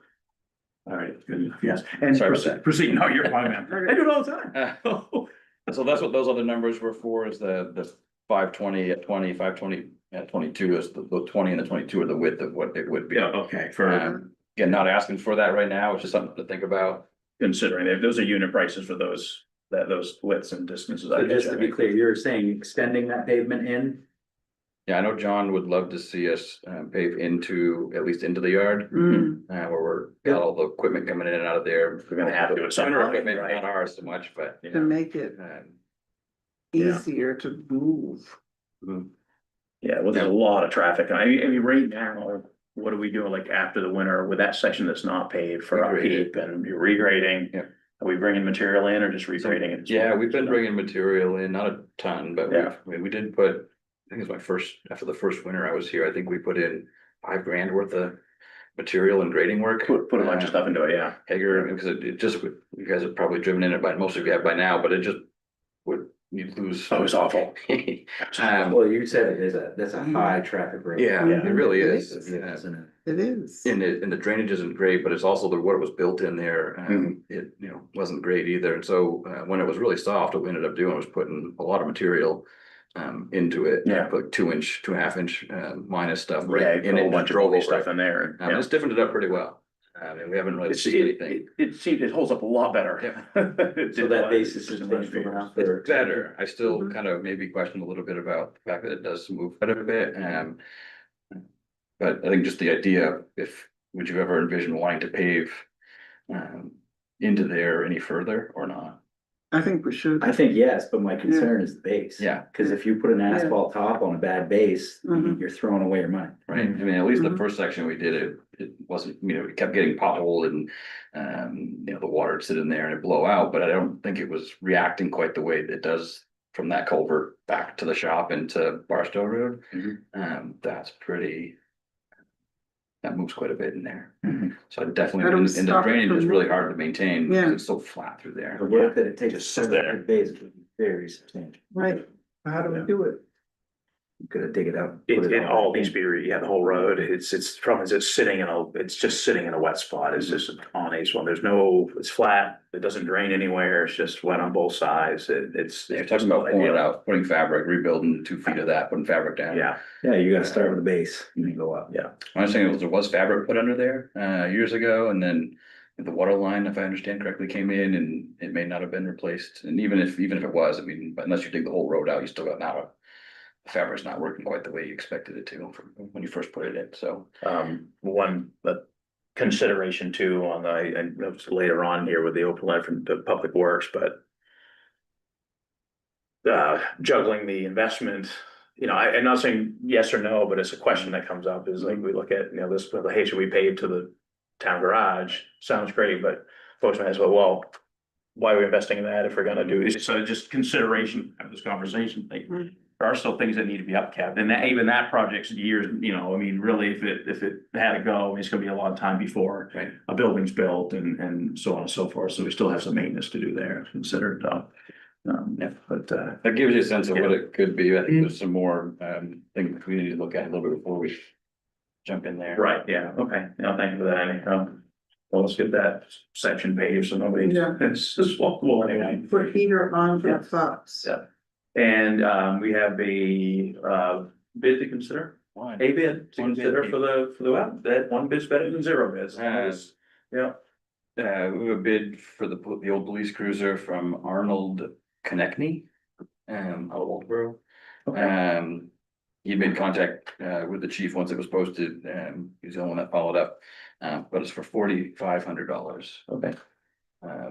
Chief thought that was good, considering. Used cruiser? Used cruiser, What year was 2020? I think it's a 2020, Mhm. as is, Evaluation on the internet? as is, where is. Yeah. It's hard That's with around a, it, but- with I a fleet mean, vehicle like that to It compare it. gets beat hard. Yes, you can look at a comparable, civilian owned vehicle and yeah, you're gonna, but a fleet vehicle is gonna be. Well, and the Yeah. police vehicles, one of the, and same thing with public works, and the diesel engines, the idle time. Yeah. We're used to just measuring miles, but I think the engine hours. Hours. On some of those Hours, is yeah. something you don't really think to look at, but. There those matter, Yeah. transmission, everything's still moving and running on that. But it's in some cases could be as much as double what you'd expect it to be, it should be if you're just Yeah, straight. yeah, driving like we it do. doesn't correspond to the mileage, the hours, yeah, it's way. What is the miles, as a set of curiosity? Somewhere between 70 and 80, I believe. Oh, okay. Yeah. Yeah, the onset is relatively low mileage, but it's Yeah. heavy duty mileage. Yeah, once we got a truck, everyone kind of defaulted to that. Well, as long as Yeah. our car can outrun that one, in case it decides. to- Yeah, And I think for comparison, I asked Andy, I think the last one was I think- 4-ish. I think we sold it to Bath, the school, the voc ed program, I think that was for $4,000 or Yeah, it was at 4, $3,500. and we waived the bid on that one because it was going to a school, but it was around 4 or something, so. Yeah. Money back in New my. one over at Punker, Petra Truck. Yeah. And got a lot of fans. It was a nice looking car. Yeah, the officers are excited about that one. It's got some Yeah. features and, Yeah. yeah. They seem to primarily drive that now. Yeah, yeah. I think, one of its big benefits is it handles relative to the truck so much better for what they need to do. So we can actually turn around on a street Yeah. without making a 5 or 6 point turn. So like, that's one piece of it. The backseat, if you get a chance to look at it, I was kind of like shook my head a little bit when I didn't. Yeah. I'd seen it. Luckily, the backseat of a cruiser from that view, but it has like hard plastic bucket type seats in there, so. all I'm like, well, walkable. it seems interesting. They said, well, yeah, it's really nice because if, face it, if you got someone in the back of that cruiser after they've been intoxicated and, Yeah. they throw up or there's other bodily fluid or blood, it becomes a lot easier to clean. There's no ability for anyone to stuff anything in between the seats if they're trying to get rid of contraband or something, if they were able to get it in It's there. all molded and it's just, another feature to that too, that I can't say if we had them on the other ones or not, but with the restraints of the seat belts. Oh, It's one thing they do now is where they have them with a conventional seat belt, an officer would have to reach over, if they arrest somebody, they have to actually reach over them and buckle them in, and they have them set up now where the the seat belt is completely different, and when it's not used, it buckles. Oh, it buckles opposite, it comes from the inside over, and when it's in rest, it buckles right in the door frame, so they go there, they bring it over, so nobody has to reach over, somebody and reach in, and. There's a lot of weird potential things happen there, Mhm. yeah, so that's, yeah, it was that seemed like that was a good move, and turnaround time with those folks was. Yeah, it was Yeah, ready it to took, go. I think, an extra week, we didn't have, I think we didn't have they took the radio down out of one of the other vehicles that was gonna get put in it, but we didn't take the cord that ran in the vehicle behind the Okay. radio, and so that had to go back down, but either way, I still think it was 3 weeks instead of 2. Yeah. Yeah, And when we got it, it was ready to go. Yeah. They drove it Yeah, in, took it back to service that night. Yeah. So it was nice. Yeah. No, you can't beat that, so, okay, so we have one bid. To One consider. bid, $4,500. Yep. Oh, I'll make a motion that's to something done. accept the bid of $4,500 for 2020 Explorer police car. Second that motion. Several seconds, any discussion? All those in favor? Okay. Do we need to, They got a week to pick it up, okay, and pay. I can't remember, we don't need to direct where those funds go, right? We have a warrant article that moves that money to the reserve account. Gets into the proper reserve account, yeah, I thought we were covered there, I know in the past it's been muddy before, but we had a warrant article, yeah, okay, awesome. All right, and that's it for official action items, correct? That was later, all right. Well, let's move into, so a couple of small discussion items. Anyone need to take a break? Small. What's that? Anyone need to take a break? Yeah, I'll be taking a break in a minute. I think, let's do Keep it, going. let's do it now, cause we need to take Yeah, a I quick, could probably. was it 10 after 6? Shoot, yeah, we've got longer meetings. Yeah. I'm losing them already. Okay, we're taking, I'm taking a recess, and I think Andy needs. Yeah. So while we're waiting. Only a single, so all three of them came up. I suppose they could. Well, yeah. We're not gonna ask. Yeah, this is all, all live here, we're talking about, yeah, so, you guys, everybody get up and stretch, we're having a, yeah. I got the squeaky chair this time. There you go. Oh. Yeah, these guys, it's amazing how much I wanna go, we, I wanna go. Darling, out. and, I'm gonna email her, and I wanna go out on the boat with Sarah. I think they'd and, be interested to see. Yeah, Yeah. yeah, it might even be fun to, well. Wouldn't it be fun to go to? Kayak and stuff, well, the boat is, but you can kayak. No, The we'd rather kayak go on- out, What? on Friday, I'm doing the kayak one on Friday, so I'm happy to report back and. Okay, no, I wanna see it myself. Do they have kayaks or do you have to bring your They own? have kayaks, cause I was like, well, I could bring in the paddleboard, but I don't know if I don't necessarily wanna be that close to the algae, but no, they had an option where you can either bring your own or you can borrow one. for So free. in 2 days, you're doing it? No, I'm just, they just offer it Friday afternoon. Oh, Friday afternoon, Yeah. okay, No, I think there's definitely value in you guys yeah. getting out on if they've got a bigger boat. Field trip, field trip. Yeah. Good. Should be good. Yeah. Bad lunch, yeah, that's fascinating, so, yeah.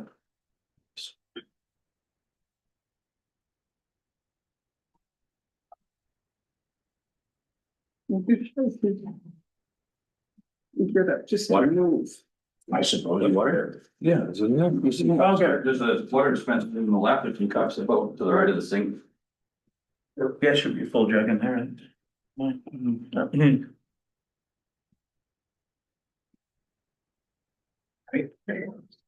But I need to replenish, wondering how to come rudely check my messages here real quick and then.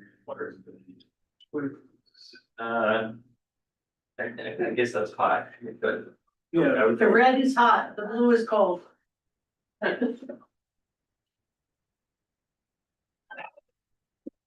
Wow, good stuff. Yeah. Cold water.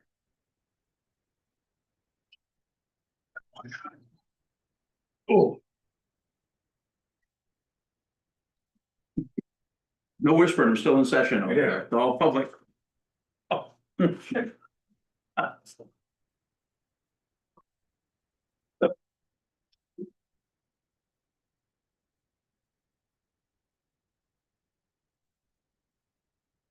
Is this one we were waiting on? Yeah. Yeah, you said that was coming up. Yep. A little bit later. Yep. And make a discussion item. In discussion items on this one, so, yeah. Got it.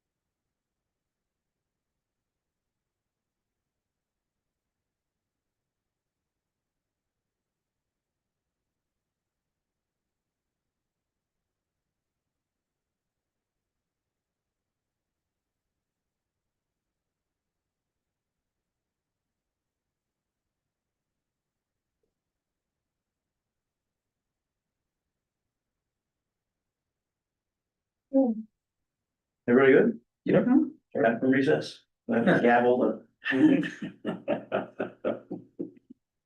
All right, Andy, where do you want to start? Page 17 of the packet. Yeah. Um, On the memo overview. And so this is in reference to the traffic and parking ordinance has been considered in draft form and whatnot. Yeah, the ordinance, I haven't made any of the markups in there yet, but just putting this out there, the things that we have heard, and didn't know if there are other things that you have heard or want us to consider as we start to go through that. It's been a while since, I think 2016 was roughly the last time a big flood of ordinance changes had happened, Yeah. this being another one of them. But yeah, some of the things I've heard over the last few years, this one came up a little more heavily this year, the 15-minute parking spots on Main Street. Yeah, I think they've been bringing that up before about quick, yeah. Who's, are you hearing that from stores or? Business or owners. Businesses are asking for, Mhm.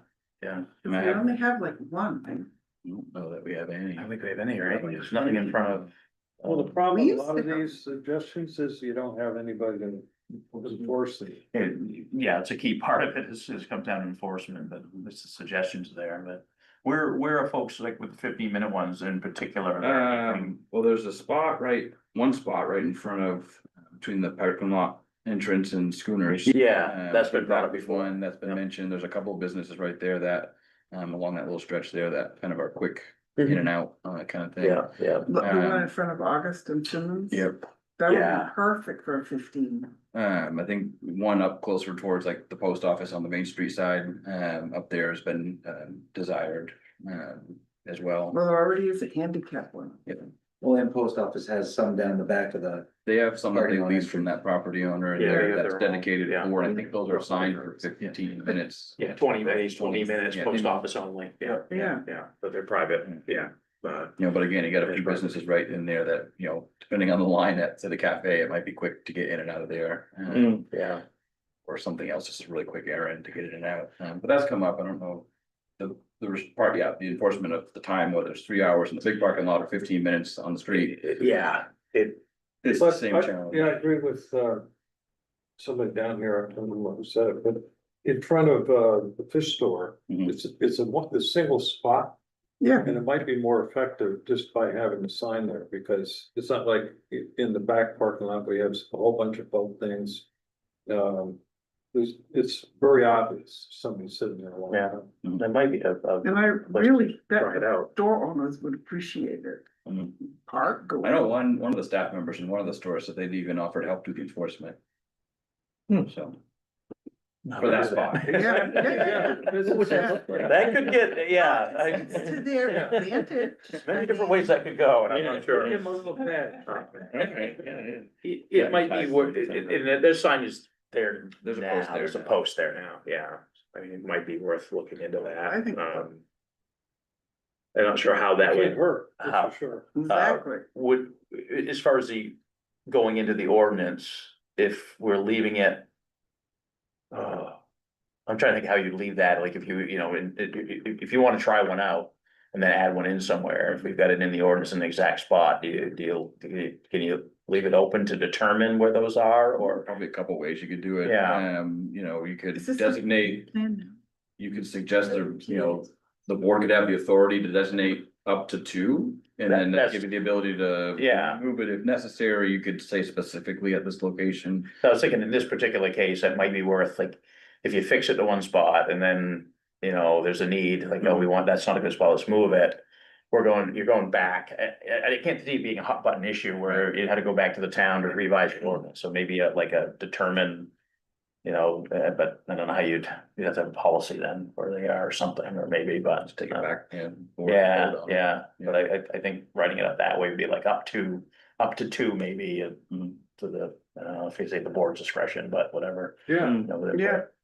That seemed to make sense, and I think we'll agree, maybe starting out with one and Maybe trying it out. Up to But 10. it's, again, the reality is, it's at this point, it's gonna be, self-enforcement with folks just being respectful and, rolling the parking lot over, so. Okay. Winter Yeah. parking, another one that's come up, I don't know for certain, but it feels like we're outgrowing Yeah. that short double row, for the overnight winter parking needs in the parking lot. Which makes kind of a challenge Yeah. for both the tenants as well as the folks trying to remove the snow. Right. There's the changeover at 7, where at 7 and everyone needs to move out of those areas, and that's the last part of the parking lot that gets In cleared. theory. In theory. It's been difficult at times, yeah. So I don't know, without involving the contractor and having some conversations with Yeah. the building owners down there with tenants or tenants. One of the thoughts was like, should we just designate along the water? To be the overnight parking? Because then you can arguably with one pass almost, depending on what type of equipment they're coming through, they could just move Yeah. that row and just make one pass, whereas the other one, you're kind of in and out of traffic. Yeah, At 7 o'clock, which isn't usually terrible, but you're not, it kind of leaves a mess in the middle of the parking lot. those permanent voter spots on the end aren't being used in Hardly December, ever, yeah. January. That'd be that'd be a consideration. Mhm. It provides a lot more parking too, if we are in fact kind of overgrowing that smaller area. Cause you know where those cars move at 7 o'clock? Over there. Over there anyway. Yeah. They all go. Yeah. But I think it Everybody would make moves. sense for the one clean swipe too. Yeah. Yes. Everybody moves and cleans the vehicles off and parks them right on Probably on the two, on the but river. either way, it's an easy two. It's a backup push. Yeah, Mhm. but that would make sense. I know what the spot count is there, but it's gonna be. I think we're about 40 along there, maybe. I Yeah. can't remember. I'm What looking back. what are on we what roughly in respected. the double row? Oh, between that and behind the building, there's probably 25. Yeah, so it'd be, So it'd be worth it. yeah, it's a good time to change, and it makes sense, keeps it open, yeah. Yeah. And of course, the bigger issues, so it's like, we feel for tenants, but.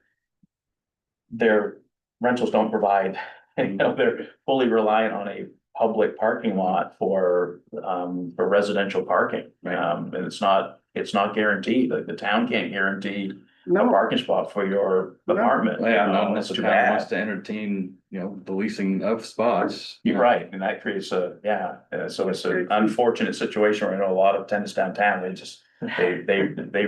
rent and they pay good money for rental with no. Yeah.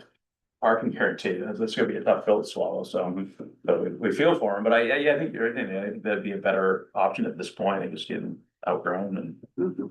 over, so. It'd be good to know what the board desire is to regulate a 3-hour parking, or any 2, 3, 4, 5, 6, whatever hour parking limit. There's been some business owners that have suggested that we should do paid parking. There's some that say just don't have any limits. Some think the 3 hours fine. Yeah.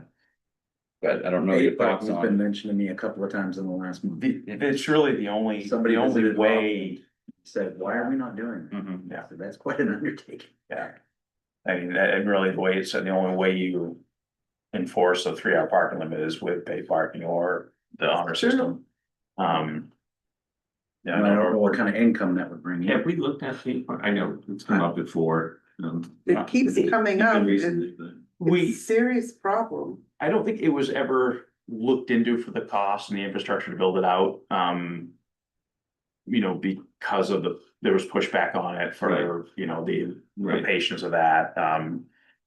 Probably at some point, it's something that I know I talk to You can people do it downtown that are seasonally, you okay. can do it seasonally as You, well, right? you can do Yeah. kiosks, it's different, I think when it was first approached, it was long enough ago that if you were looking at like. A gated and a parking attendant, you know, it's a different technology now. Yeah. Yeah, now you, It's really. you scan, you go in, you don't have to, yeah, it's much You don't different even now, get a so. ticket now anymore, you just do it. Right, yeah, we all see it in different places, so it's I really something think we need that, to do it. It's been received with very mixed emotions. You Yes. can imagine different communities. yeah. Bar Harbor's had it in place now for a little while, and Yeah. they just increased the pricing in some premium spots. Kevin, having been the manager there, I wanna say. It was in the hundreds of thousands of dollars a year they would make in revenue, a lot more parking, a lot different community. Right, sure. But there's money to be made in that scale. Camden just went through a vote to. Cease Mhm. using some of those newer installed. I think they're in their second season with the ones they've installed in certain parts of town, and if I was following it correctly, I think they.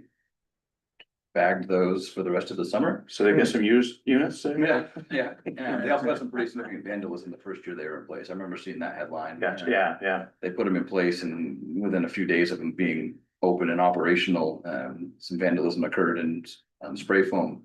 Standing spray foam had been put into the kiosks. Okay, great. Kiosks. Yeah. Kiosks. And so it's, you know, Yeah. a little closer, a little bit more like us. Next to your, But the camera, the right? camera above it. Rockland over the last few years has kind of started strategically with a few parking lots, and then it's kind of expanded a little bit in the last few years. So there's some examples out there around on the coast that, again, it works with a lot of mixed feelings. Yeah, and I was gonna point to that too, like, you know, I think what you'd find for the business owners is gonna be, maybe a 50-50. There's gonna be a mix of for and. I won't say for and against, but pros and cons and that sort. So it would definitely make a bigger question of, you know, community question of like, hey, what would this look like? What would you wanna see? Cause. You know, you talk seasonal passes or, you know, do you do it seasonally or do you have residential passes and things like that? So, I mean, there's now with electronics, so many ways to do it if you can. But definitely need some more input on that. I hate to say now, but I think for the ordinance, we probably stick with the status quo and still designate them as 3-hour spots and 8-hour spots in the river. And then, no, it doesn't, but at least it's something. But it's not. It's Yeah, useless. well, no, if you have it in the ordinance and then you have enforcement at some point, it's already in there. It's suggested at this point, we And don't, it's it doesn't useless have because teeth they in sit it. there all day long and they don't move. No, no, Just but like they sit in the, the EV places and they're not Yeah. hooked up. and that would probably be more of a focus of rolling out with the EV park, you know. It just, even when we had a parking ambassador downtown, they weren't enforcing 3-hour parking. I don't know if people realize that when we had them, when this PD still had one, 3-hour, the time limits were not being enforced. They couldn't, we didn't have technology to, it's illegal to park a vehicle. So we can't do that. So what they were doing, they were citing for improper parking, for handicap parking, you know, parking out in the boaters parking, things like that. The time limits were not being enforced with that parking So person downtown. basically, Yeah. there are more people that think it's just fine the way it is and it's not anything to be discussed. Well, no, I think I know they're what you're saying, saying, yeah. put it in the Sorry. ordinance to have it there to refer back to. Or They still something to keep it in the implement. ordinance, yeah, I wouldn't. Well, it is in the ordinance, but that's Well, not that's- helping us move forward. So what would you propose, just eliminating altogether, not regulating the hours at all? I don't think it matters, because if we're not enforcing it, it doesn't matter what we put But up go there. back to, do you know, are you feeling like there should be a limit to how long someone is? I do, And what would you envision it would take to make that so it's enforceable? I mean, Are we ready to talk about doing that? You got yes, 5 entrances into that parking lot. Taco Alley, you got up the Water Street, you got between the fish store or whatever. That's a major undertaking and close all those off and gate them, including. Well, even, I'm not gonna do that. Go to jail. so what it requires, and it was visited, You're not gonna gate? no. How do you do it? Kiosks. Kiosks, yeah.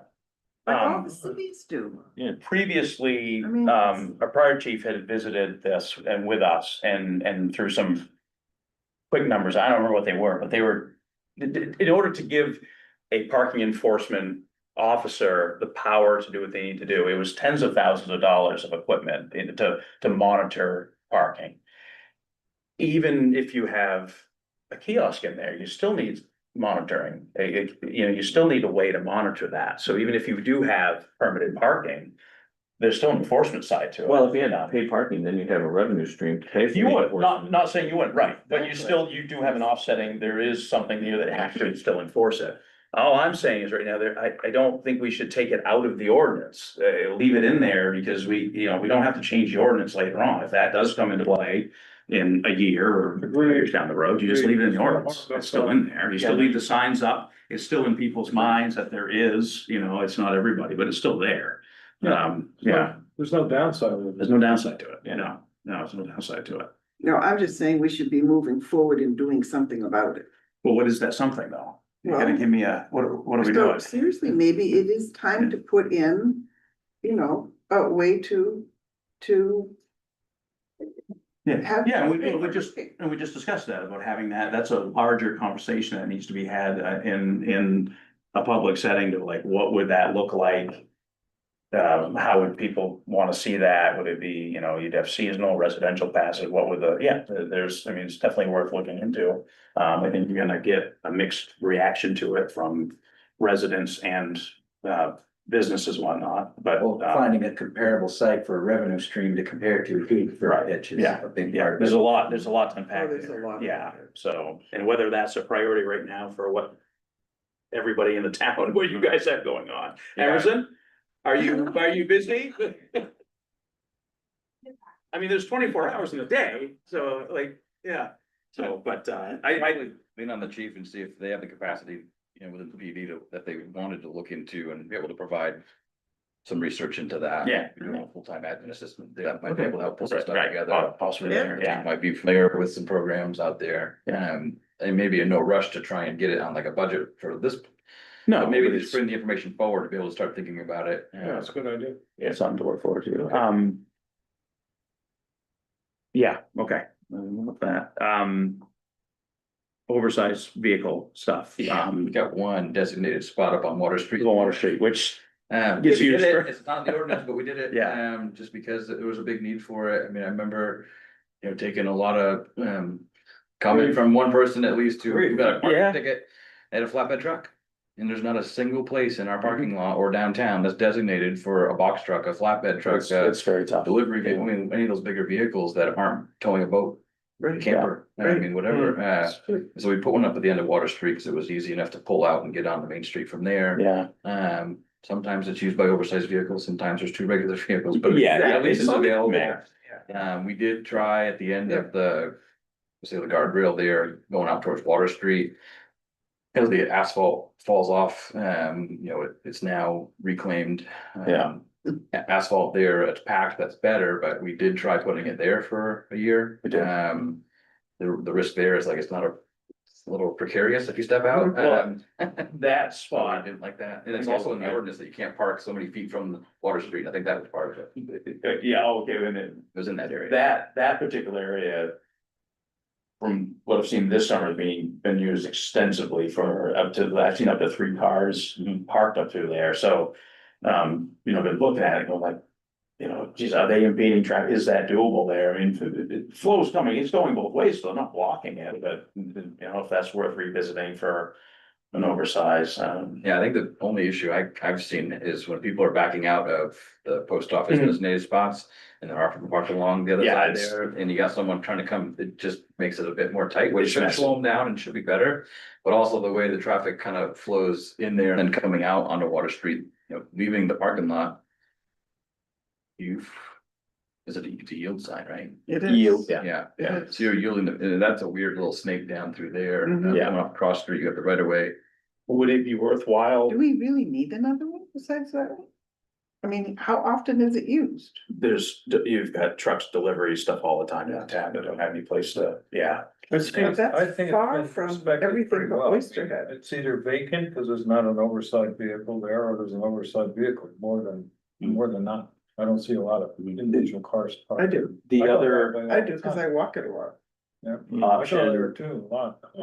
might be to look at, and I don't know usage wise. For boater parking, the spots along Misery Gulch. I don't see those utilized as much as I don't know how you, quantify that if it's, that, cause that's, for pulling in or a delivery truck or someone pulling in. At least they were signed as hybrid. I think the way the ordinance is, it's designated specifically for boats and trailers. Right. But if it was available and the ability to be Either either, or. Yeah, at least they yeah. wouldn't be in violation if they were there. That's, so yeah, it might be worth expanding just that section there, not the other ones, but rarely do I see those full and the ones on Missouri Gulch full with boater trailers. Usually there's 3 or 4 there in the parking lot proper, but the Missouri Gulch ones are generally open. There might be, there's one guy that goes out of there quite a bit and he parks there sometimes, or sometimes there's a trailer dropped off with a left there. And or just a boat and a trailer, I've seen that quite a bit. That too. But I almost think that, that's. Yeah, that might be a spot to consider as a either or. There is one guy with a little blue boat that leaves it there overnight on a regular basis. I see this, yeah, Plan. it's a boat, yeah. Yeah, but it might be worthwhile looking into that. Obviously, again, we talked about enforcement is tricky, but those are much easier to enforce than the time limit. If you have improper parking, it's let's say easier to take a picture of it and you're not parked where you're supposed to be. Right, Um, but I think that's a good idea. To make it maybe multi-use. as we go, anything else? I know EVs stuff is really just enforcement. I mean, it's signage. But there's some more permanent signs we're gonna get in there. Yeah, I think we do need to move towards permanent signage. There's permanent signage as you enter, at least from the entrance between Simmons. And there's permanent signage. It's all the way down to the bottom on that pole that talks about Yeah. how it's for EVs only, but I think especially because if we want folks to read or understand the policy or know that, hey, we wrote this whole guide. As a first step before, like they call it town with questions, the laminated paper isn't really getting credit. Is there Gotcha, any way, yeah. is there any way we can, sounds weird, but is there any way we can do like a piece in the paper that alerts people that we have this available now and I don't know. I mean, I had someone say to me the other day, well, I can't believe that truck was in there and he's a freeloader. And I'm like, no, it's paid. It's not free anymore. It's paid parking. Yeah, I mean, when we launched them, I mean, we put it up on the website, and we don't have it as we have the option, we could put it as a news flash on the website so that it stays and you can have it run indefinitely or to an end date, so that when people visit the homepage of the website, they see it right away. That's what I did with the parking map, is just put it right there so people have and can see it. So that's not, when we put it on Facebook, the chamber did a bigger deal out of it, but I think it is worth asking. I don't, with paper specifically, I don't know. Do a letter to the editor, What here? a letter to the editor. You can pay for an ad, you wanna do that? Yeah. Put a picture in there.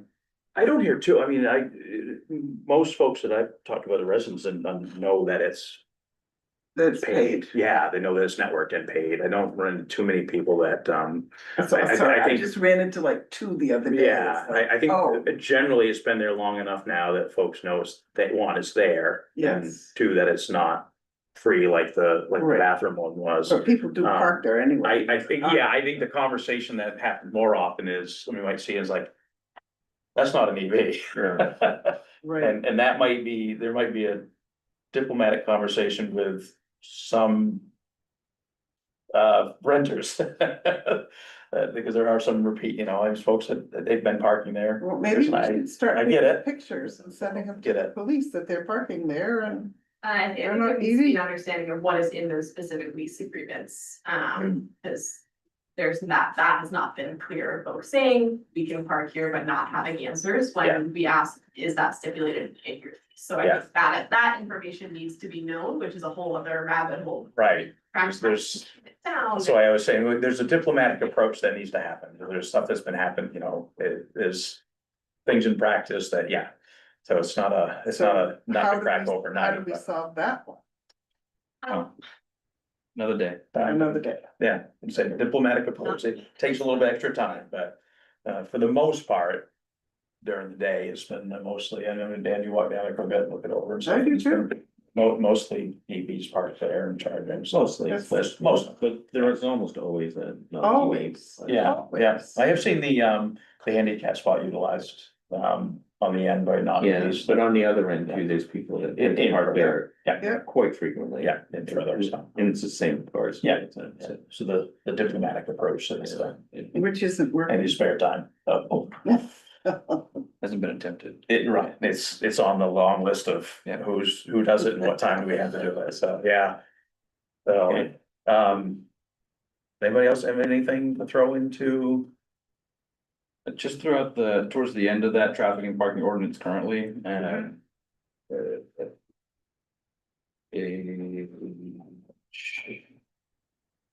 talked about it briefly before, page 32, article 6. Oh, this is with the Notification and traffic control. It talks about, when there's gonna be an event, think of like a road race or. Yeah. Parades for certain causes or whatever, it's gonna cause for a street to be closed and require traffic control. It also mentioned sidewalks. I know there's been a lot of folks calling over the last year to express frustration, concern. For the gathering on sidewalks, and we brought it up at our meetings before. Yeah. This talks about being able to do that, regulate that. I don't know if we're looking at this ordinance, if the board wants to do anything to modify this article at all. I think it's working well, it calls for a 10-day, no less than 10 days prior to the event. That they reach out to the PD to make sure that there's gonna be an impact to pedestrians or traffic that they know. I mean, we're talking about the regular demonstrations that take place. And Yeah, and they notify the police, they know they're gonna be there on Wednesday, always on Saturday. Saturday. So, I'm not targeting any particular group, it's just when gatherings happen, there was a vigil last year, that kind of came down through, I don't think it impacted traffic at all, but. There's been things here and there that happen, there are some more regular groups that do come and do those things, they still come with calls, sometimes it's better than others in terms of whether pedestrians can actually get through there. Because there is a law in the ordinance that talks about the pedestrians are traffic that are afforded the right to pass through. It's in there now. Yeah. It's come up in the last year. I don't know if you want to modify that at all. Some I- sort of permit type system, if someone is requesting, right now, it's pretty much you just call up.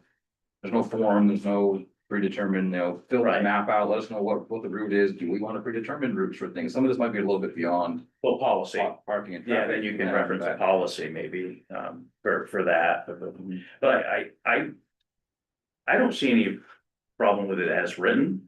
I think it allows, part of I shouldn't say problem, but part of the concern. Is traffic control and there are times with the bigger gatherings where. Folks are directing traffic. Vests out in the road directing traffic and then it becomes like under, what liability, what authority, things like that. And those are times when there should be an officer there, and whether that's under this fee schedule, but that should be coordinated, should be an officer there, do that. Now, I can't say whether that was coordinated or not, but I know those things happen and that creates a risk for those people, in particular, because you're not carrying any authority.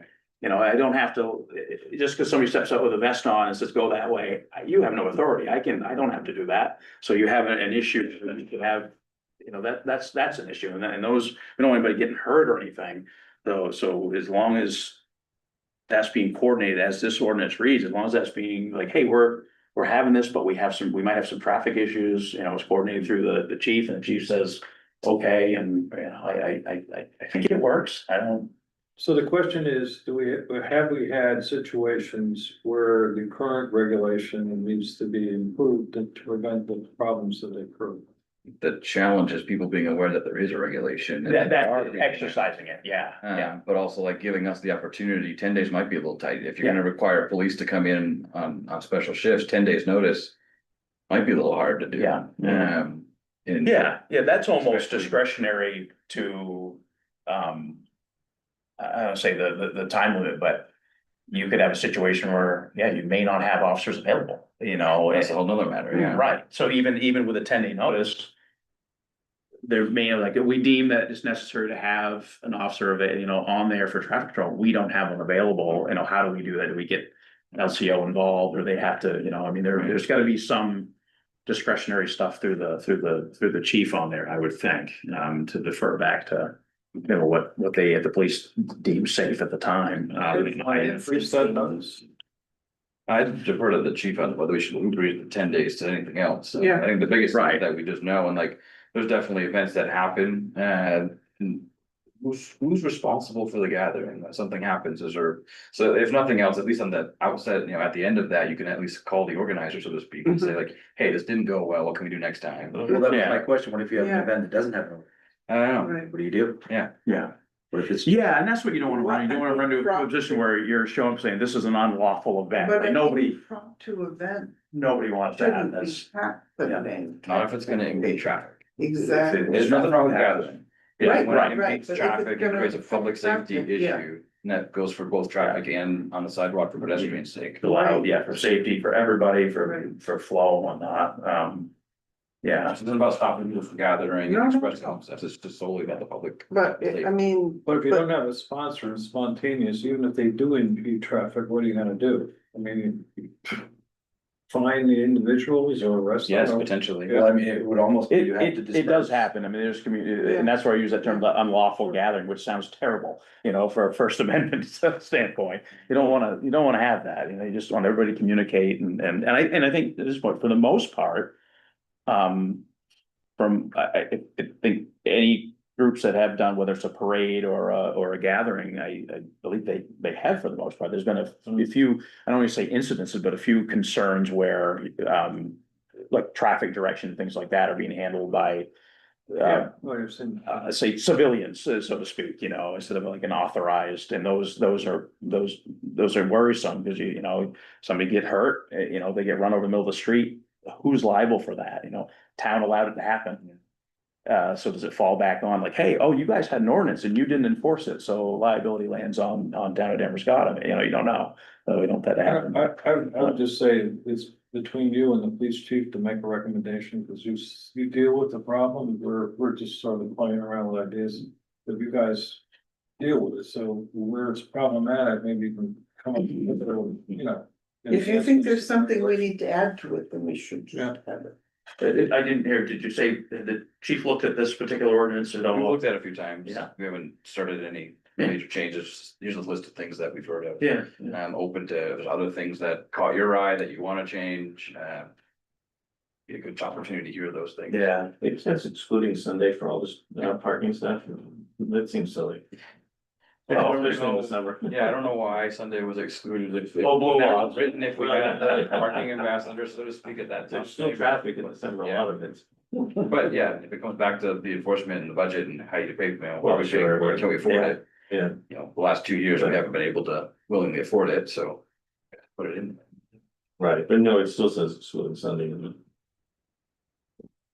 yeah, it's kind of. It doesn't matter if it's a Saturday. Yeah, just trying to enforce it. Right. It's like 7 days a week between those holidays.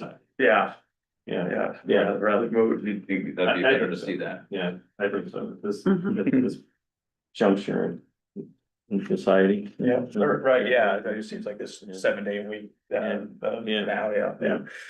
So, it'd be interested with if the chief has any input on anything in here, but, Is there any way that, and it's maybe more work, there's all these references to like entities and businesses that some of them maybe There's- don't exist anymore, so. I think my favorite is the definition of a business, Yeah. business section, so in the vending and the vending ordinance, it refers to, this ordinance to determine and define the, where you can do it, what's the business section? And it's like, why isn't that in the land use? Why isn't it just like, saying you can do a C1 or C2? It's just so weird. And so being mindful that if we tweak or remove business section, it'll automatically change the ability to put vending in certain places. Or if you want to change where vending can go, you go and say, change this definition. Yeah, vending ordinance. Well, no, like, for example, what is the House of Ross? And It's in here. The house- The reference points. Yeah, I don't know. and the first, the sign. Church on top of the.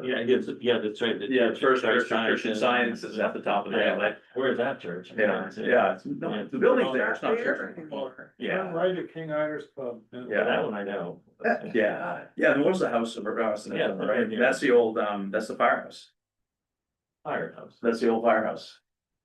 The right in Daryl's parking lot there. First National. That was House of Ross. Oh, that's Clothing a house. store. Really? Yeah, Okay. yeah, that was clothing store years ago. That's the old firehouse. Okay. Yeah. So there you go, now you know. Thank you. It took me a minute. Yeah. No need to change it. Yeah, yeah.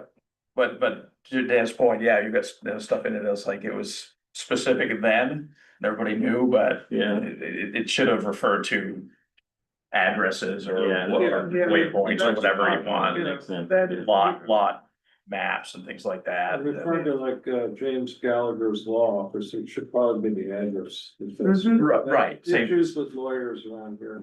Yeah. Right.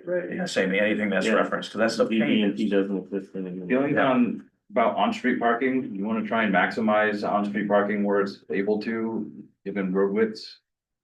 If we can designate more on-street parking in the village area. What would be an example of things? Is there room? I mean, if there's room on Oh, Water yeah. Street potentially, you know, do you wanna come to mind further down on Church Street, I mean, just it's a further walk, I don't know, but I mean, Yeah, we run into issues, it's just designated in there as to where you can and can't park. Yeah. On the street side. Hmm.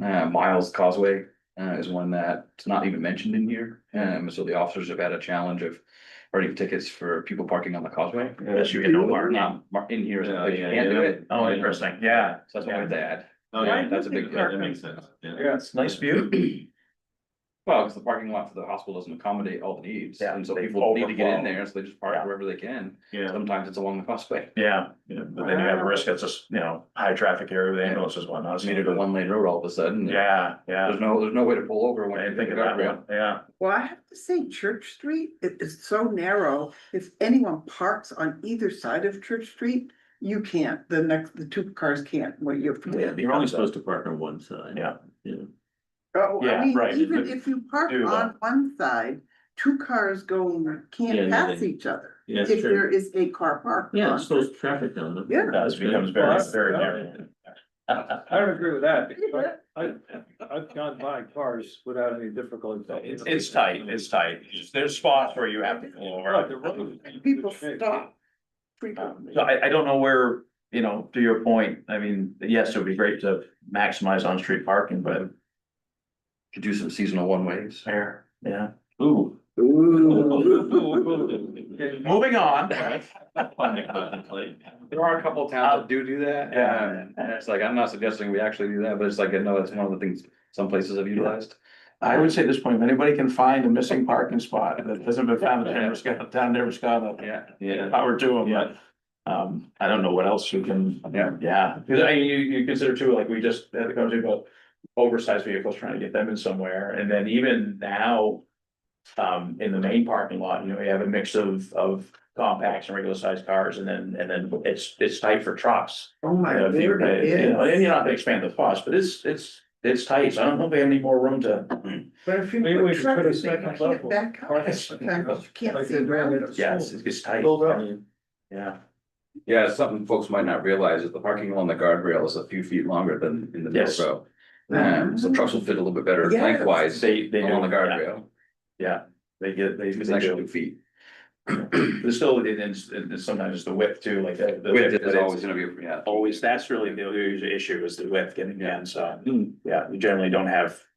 2 or 3 trucks parked next to each other, you have to stagger them, so.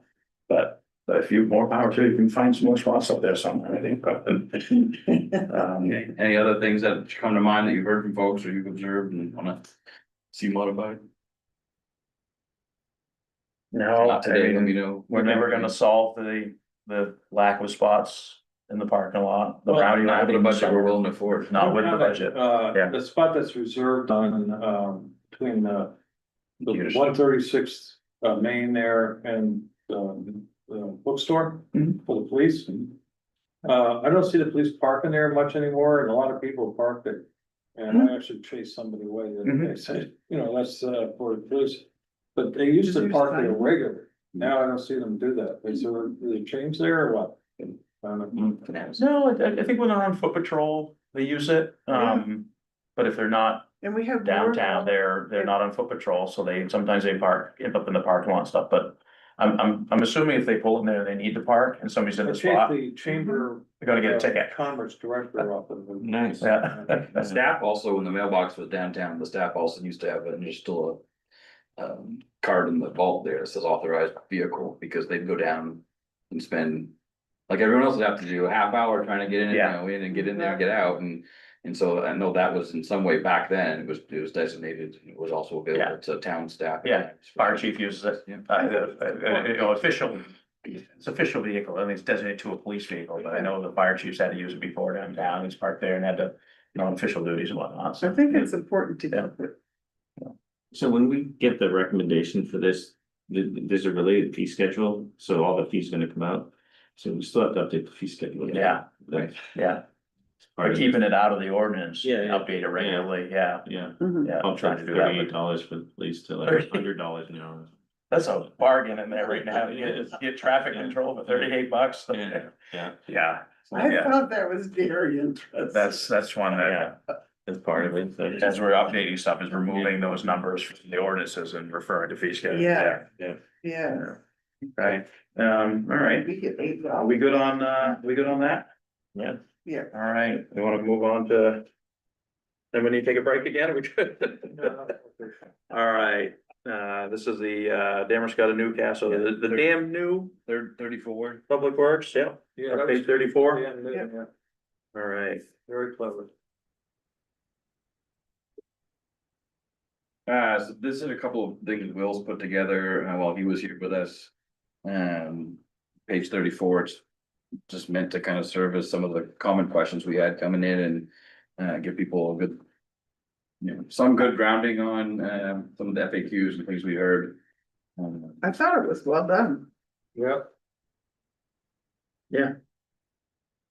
We're at a point, if it's gonna end up on November ballot, Right. with a warrant set by middle of. By the third week of September. Okay. You know, we can do public outreach all up until the election day, but people will be able to start doing early voting. Early October. So Yeah. we've got some time still to get it, but we have to go. And Yes. some of what Will was doing was kind of preloading the ability to. Put So stuff out. when are we gonna start having some public meetings around these things? Well, here's one. What's that? Here's one. with Oh, right board now? at least. Yeah. Well, my comment was, that when this gets more publicity, the first thing people are gonna ask with the tax situation that we've had, you know, questions about. Is what's gonna be the cost and how is it gonna play out over how many years and when is it gonna be sort of paid? But a lot of that is addressed in here. So when is the start breaking even? And, you know, No, so it's- how are we gonna Yeah. finance it exactly, you know? Yeah, those are, Oh, that's Those are- true. Yeah. right, once you get through like these more macro I just think that questions when the here. public really gets their teeth Yeah. in it, they're gonna start asking the cost Yeah. questions. And a lot of those questions have been, you know, I'm saying that they're gonna be asked again and rightfully so. But they have been asked, you know, at different times, but it's an ongoing, yeah, I agree. There's a lot of work Lot of went into it. I mean, the rationale for a lot of the, you know, division of cost and things like that all makes sense to me. So here's a tool that Ben Fry put together, select board member in Newcastle, using some AI tools. It takes the spreadsheet and puts it into an HTML code script that becomes very user friendly if you want to understand the different service levels that we were talking about to the Mhm. premium standard and a phased approach. You could simply toggle in between. You could adjust the you know, if you think 8% over time is, you know, an egregious reach on what the contracted inflation would look like on an annual basis, you can move that up and down.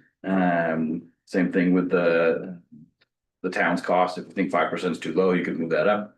If you think you can hold it at less, you can move that down, and that'll change the numbers in that payoff and all of that.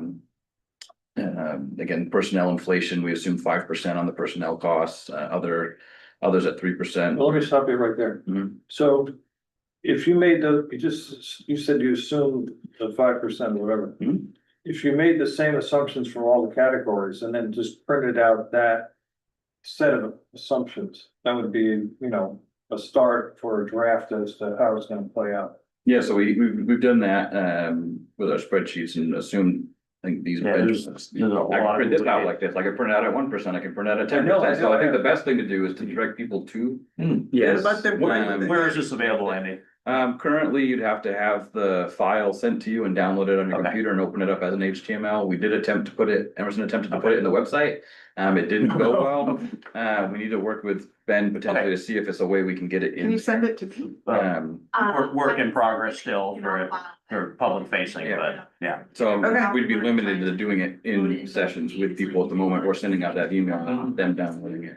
And I try to do that and it gets, and you can see it, but you can't You can't toggle everything. manipulate So it. the ability Okay, then okay. to see the different scenarios is lost. Like it looks nice enough, and there's some things you can change, but not. Gotcha. And I think it just Okay. might be more advanced than us Yeah. is used to hosting. So Okay. we can, I mean, I defer to Andy, but send the HTML file to the board.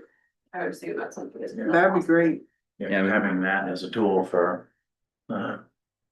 So with the premium level, with those toggled assumptions at the top there, Mhm. you can very quickly see the year one budget's X, that's an increase over the current of this amount of money or this percentage. It gives you the total staff that you propose that would be accompanying that service level, and upfront capital cost. And then you can see which town's paying what amount of money, and that's based on the toggle between the two, at the top of the page. Mhm. There were two funding formulas, this one currently at the 36-64% based on road miles. Is that taking out the cost of the contract? Netting it out? That's Yeah. telling us what it would cost you today, in this case, over what it would cost you today. There's no Okay. netting out the All right, contract, because all right, you're just changing that with personnel costs. All right, okay. And so again, year one budget, which town's paying which amount, which is probably in some ways one of the more important pieces. When we shared those funding models and the question of the Yeah. response, you know, Mhm. from at least one was, well, the mill rates are different, and how do you compare them? And feeling comfortable about one town having to potentially pay more than the other, and then as this model goes forward, I think once you put the numbers and see an increase in one town, I think under one scenario, it showed a Damariscotta potentially paying less than what we pay now. Mhm. And Newcastle paying almost $400,000 more. Yeah, that was a wonderful one. And so that, you know, the reaction that, you know, obviously people were gonna have to that, just seeing one town feeling like they're saving money, one town.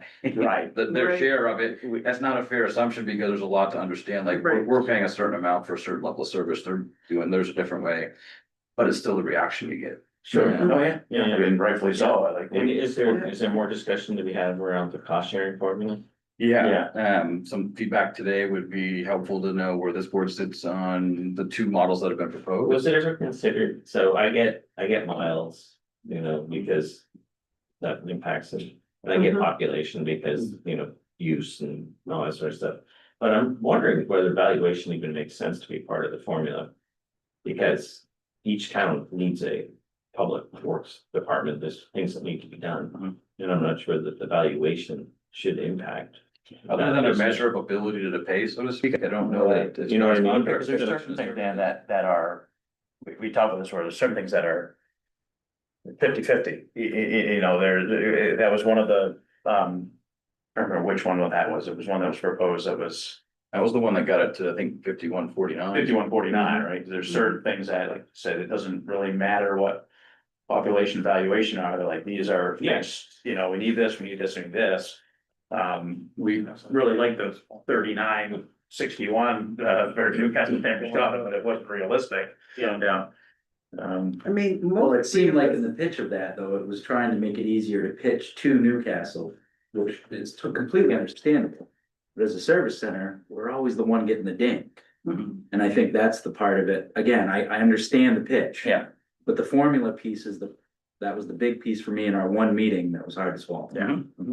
So when I looked at the page that you provided, I get the miles being not, can't be the only criteria.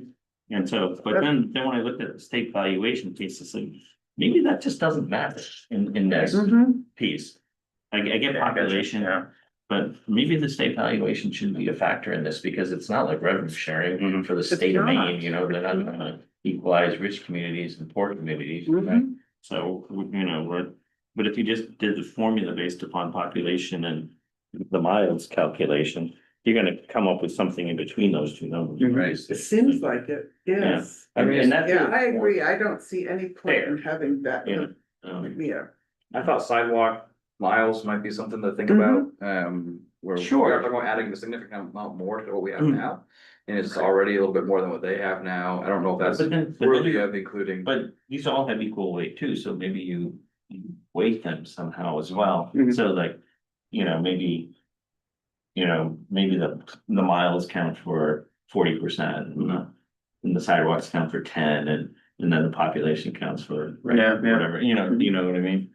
So, because I can see sidewalks being a factor, I can see the total miles certainly is gonna be the driver. You think the biggest piece and then population. I mean, the volume of traffic, which far exceeds our community alone or theirs. Right. Right, Is what drives in a large way the service level. yeah, Yeah, yeah, the wear and tear on roads, of course, is another matter. But just from a winter maintenance perspective, which is largely what drives our personnel count. That we're proposing. is that you build your personnel count based on your winter need. And then either you do more or less work in the summer months, and there's no shortage of work to be done. You can stay further ahead or ahead of things, or you just continue to catch up as fast as you can, knowing you'll always be behind. So yeah, I mean, if sidewalks are something we wanted to consider, and that's one that will change more frequently, then you're not gonna really add and subtract road miles frequently. That's true. Sidewalks might change every 5 or 10 years, as both towns have visions to do yeah, more. that's right. I think, I personally feel like agreeing on how the cost share formula will be is really important upfront. Yes, We see it with the ambulance, every time, whatever period of time that the trustee or the director said, when that comes up and it's coming up soon, it becomes a big thing.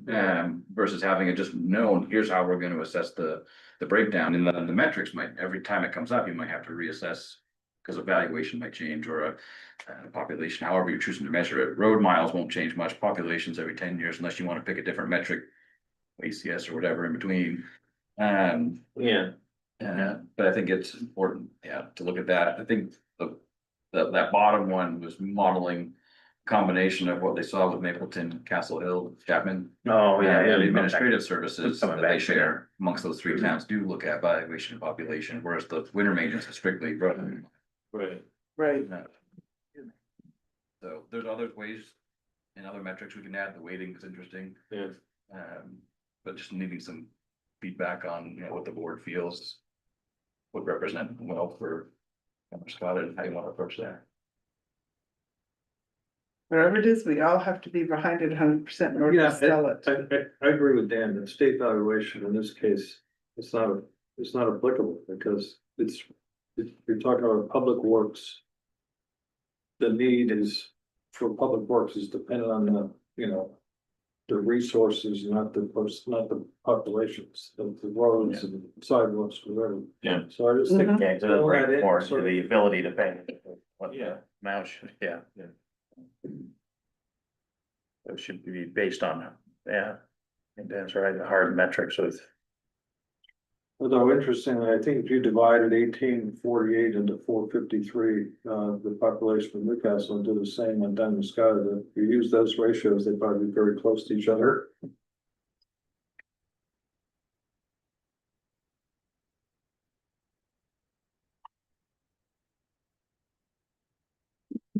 Yeah, 'cause this formula is gonna drive, I mean, the question is how much is it gonna cost, and then this drives. That's the key to it, that's gonna drive your. Down shares, so this can be hammer it out, and it's gonna be palatable to both towns. Yes, because if we pass it and they don't, then it doesn't work. Right. Right. So we love we were ready to vote on the 39% one, but I didn't do this.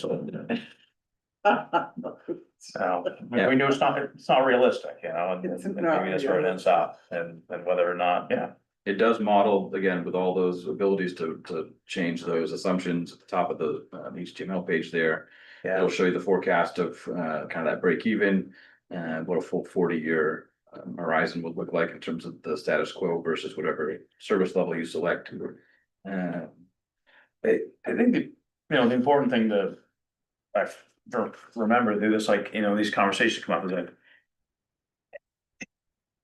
You look at saving money, I mean, yeah, the reality is the costs are always gonna go up. It's controlling that ramp, right? It's more so like, we're not gonna say we're reducing the cost of. Overall, over 10 years, we're gonna see this huge reduction in the cost of public works and whatnot. This is a couple, invested with what else can we get done that we're not, and keeping that. Cost below, you guys have projections on what things are looking at now, where the contracted costs are going. And you're seeing these huge ramps, and do we keep that, does that line stay below that? And they're always gonna go up.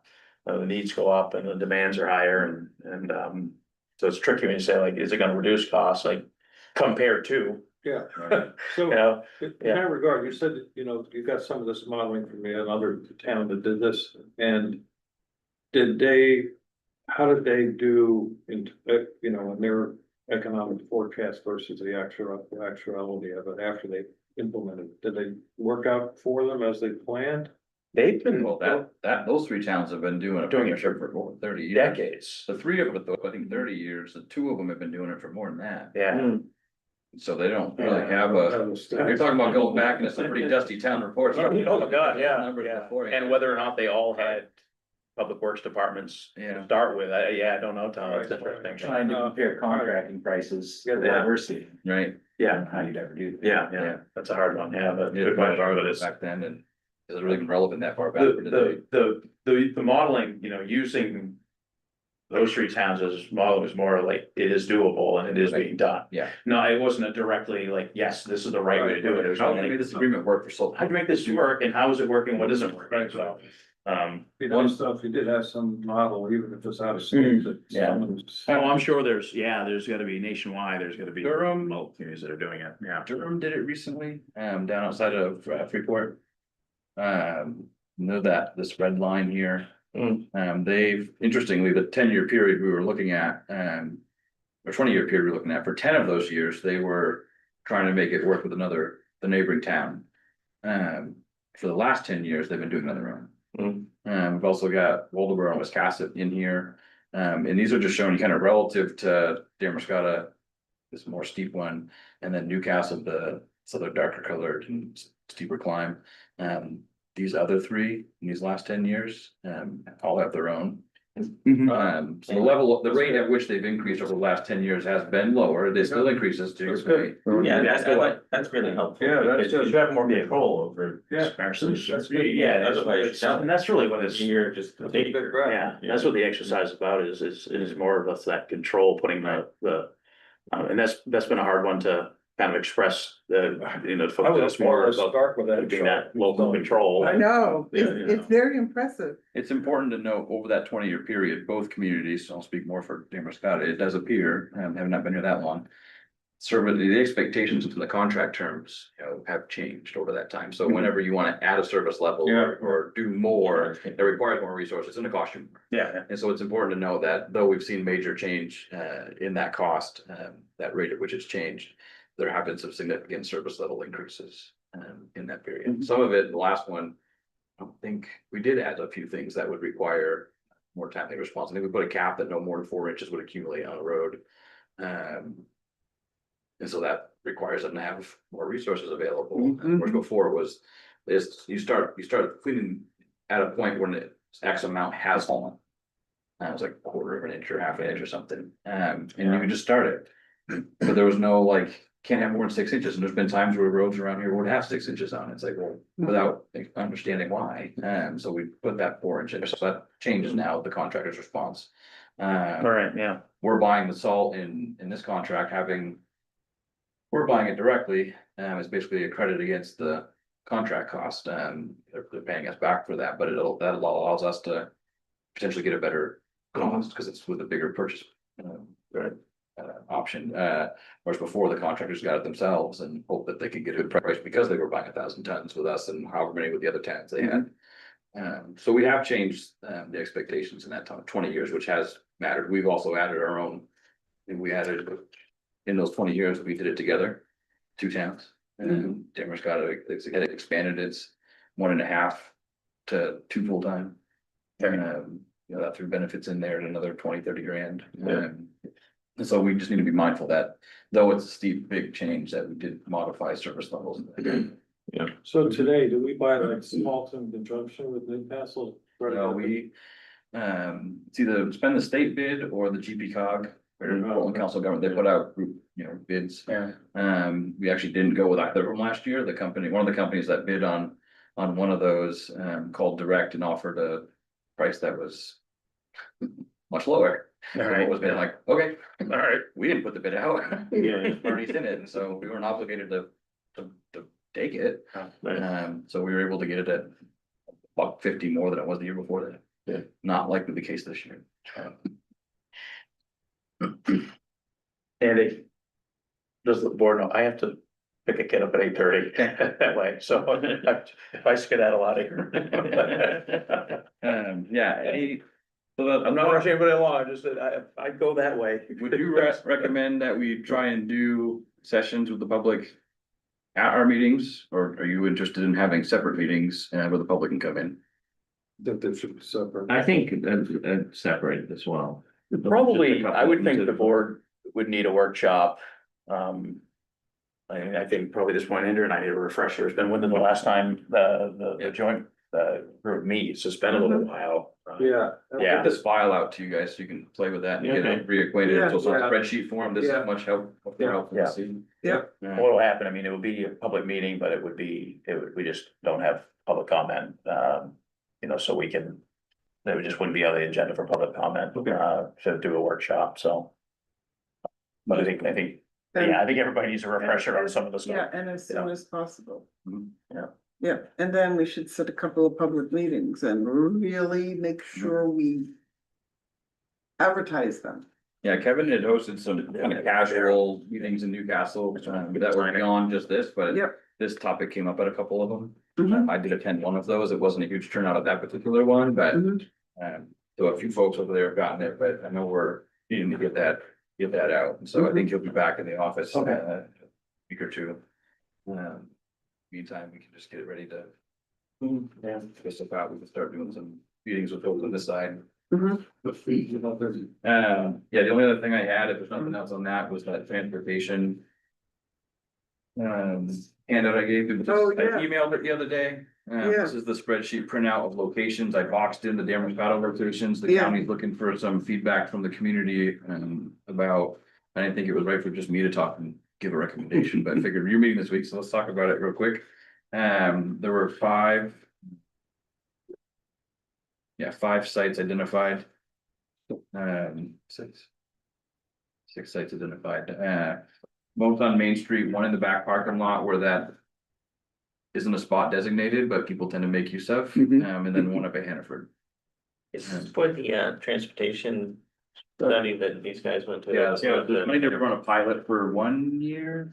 Yeah, it's 1 year and they chose out of the 5 different routes that put together, chose the Rockland to run the route. So now they're in the process of contacting all the communities, us included, that they don't already want. Right. It's not that that's what this is to give them an idea for that already funded 1 year project, where you want to see the. In Damariscotta, knowing that like when this route gets up and going, that could change, but it's just. So Now. So basically, no problem. Shut it down. I'm sorry to run out on. No problem. You guys stay for another hour, so how long you want? All right. My phone's gonna start ringing if I don't go pick it up. Yeah.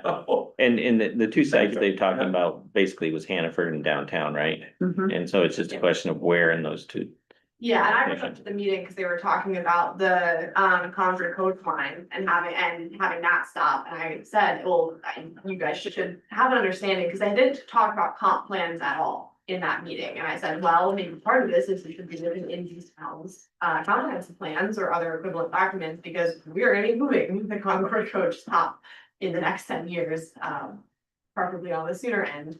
And so, I put that feedback out there, like, existing conditions study needs to include some of those long-term goals, because we're looking might move and change. But yeah, downtown Hannaford right now is. Yeah. I guess that makes sense Yeah. in terms It of the does. town, It yeah, does. where people are, so. 4 of the downtown sites, it puts it on Main Street, which would require a designated spot, for the 2 stops a day, up and back. Yeah, so it's, Two up, and- there's yeah. 2 options, but it would be twice a week, one time per day, or twice a week, 2 times. What is Hannaford gonna say about that? Well, they'd have to talk to Hannaford and see if they'd be able to use it as a spot. Yeah, And so this spreadsheet kind of breaks down in a way some pros and cons, right? Is the parking available, is there sidewalk access, is it something you can transfer to the Concord coach with or not at this location? Yeah. I'd actually say all but the Hannaford one is transferable, because everything downtown could certainly walk to that, either it's across the parking lot or up the road. Right. Um, I would have printed the map out too. You can go look at it. It has a lot of noise in the background because it has a lot of businesses on there. They come up in just different colored dots, and so I figured as a printout, it might not have been great. But if you go to that email I sent, you can see that. Oh, okay. On a map. The other option, that we had this old train station and there's still talk about revising the train Newcastle. function in in Newcastle. Newcastle. Yeah, They, And, they are rebuilding it. people used to, obviously get off the train and walk, yeah. But that might be more available and much equally practical.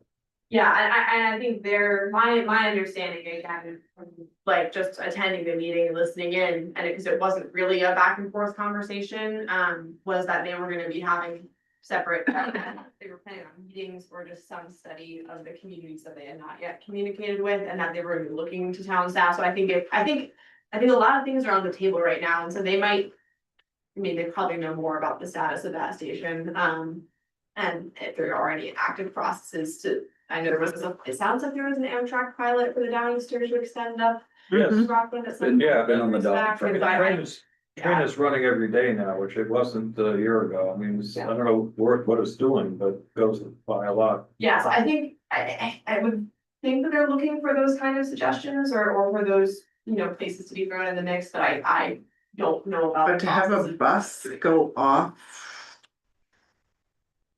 and all the way up there, Yeah, it's private property now. yeah, Well, part of it's gotta be not. No, it's all private. it's all private. Yeah. The train station itself is like, When do you want input on this? they're looking for it, I think, is it this week? Oh, geez, Oh, wow. okay. Everybody's emails. You guys have a recommendation? How about that? I'd almost say the back parking lot, but Okay. whether it's not gonna take up a space and we could actually put a sign up designating it, Yes. no parking, bus only or whatever. Yeah. The other ones would require you to actually manage the ability or allow them to just pull up where the Concord bus pulls up. Those are the Yeah. other 2 spots that were designated in the map, and I don't know if you wanna add more stops or Can the not. Concord coach get into the back parking? I don't know that would be ideal for them. I don't- Because it's a tight. Yeah, but I don't know that this is the Concord, kind of, Terrible. it's like a 15, 20 passenger thing, They or? did not tell us Insane. anything That's about. important to know. size. Yeah, that's kind of. These. Yeah, Yeah. I mean, the size of whatever they run will also dictate that. and who is this? The Camden National Plaza would be another one I'd almost suggest. It doesn't put you really in great proximity to anything else. But there's a parking area there. Camden was open to allowing that, or the property owner, if they're not the property owner, was open to that. Yeah. Yeah, it's But plenty you of want parking people there.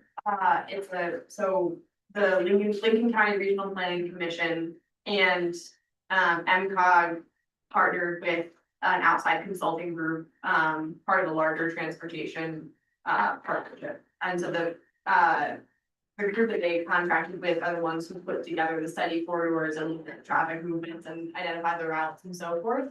But it's gonna be MCOG and the planning commission, and the other, county equivalents, you know, the Midwest region. But who is coming? Why do we want more buses here?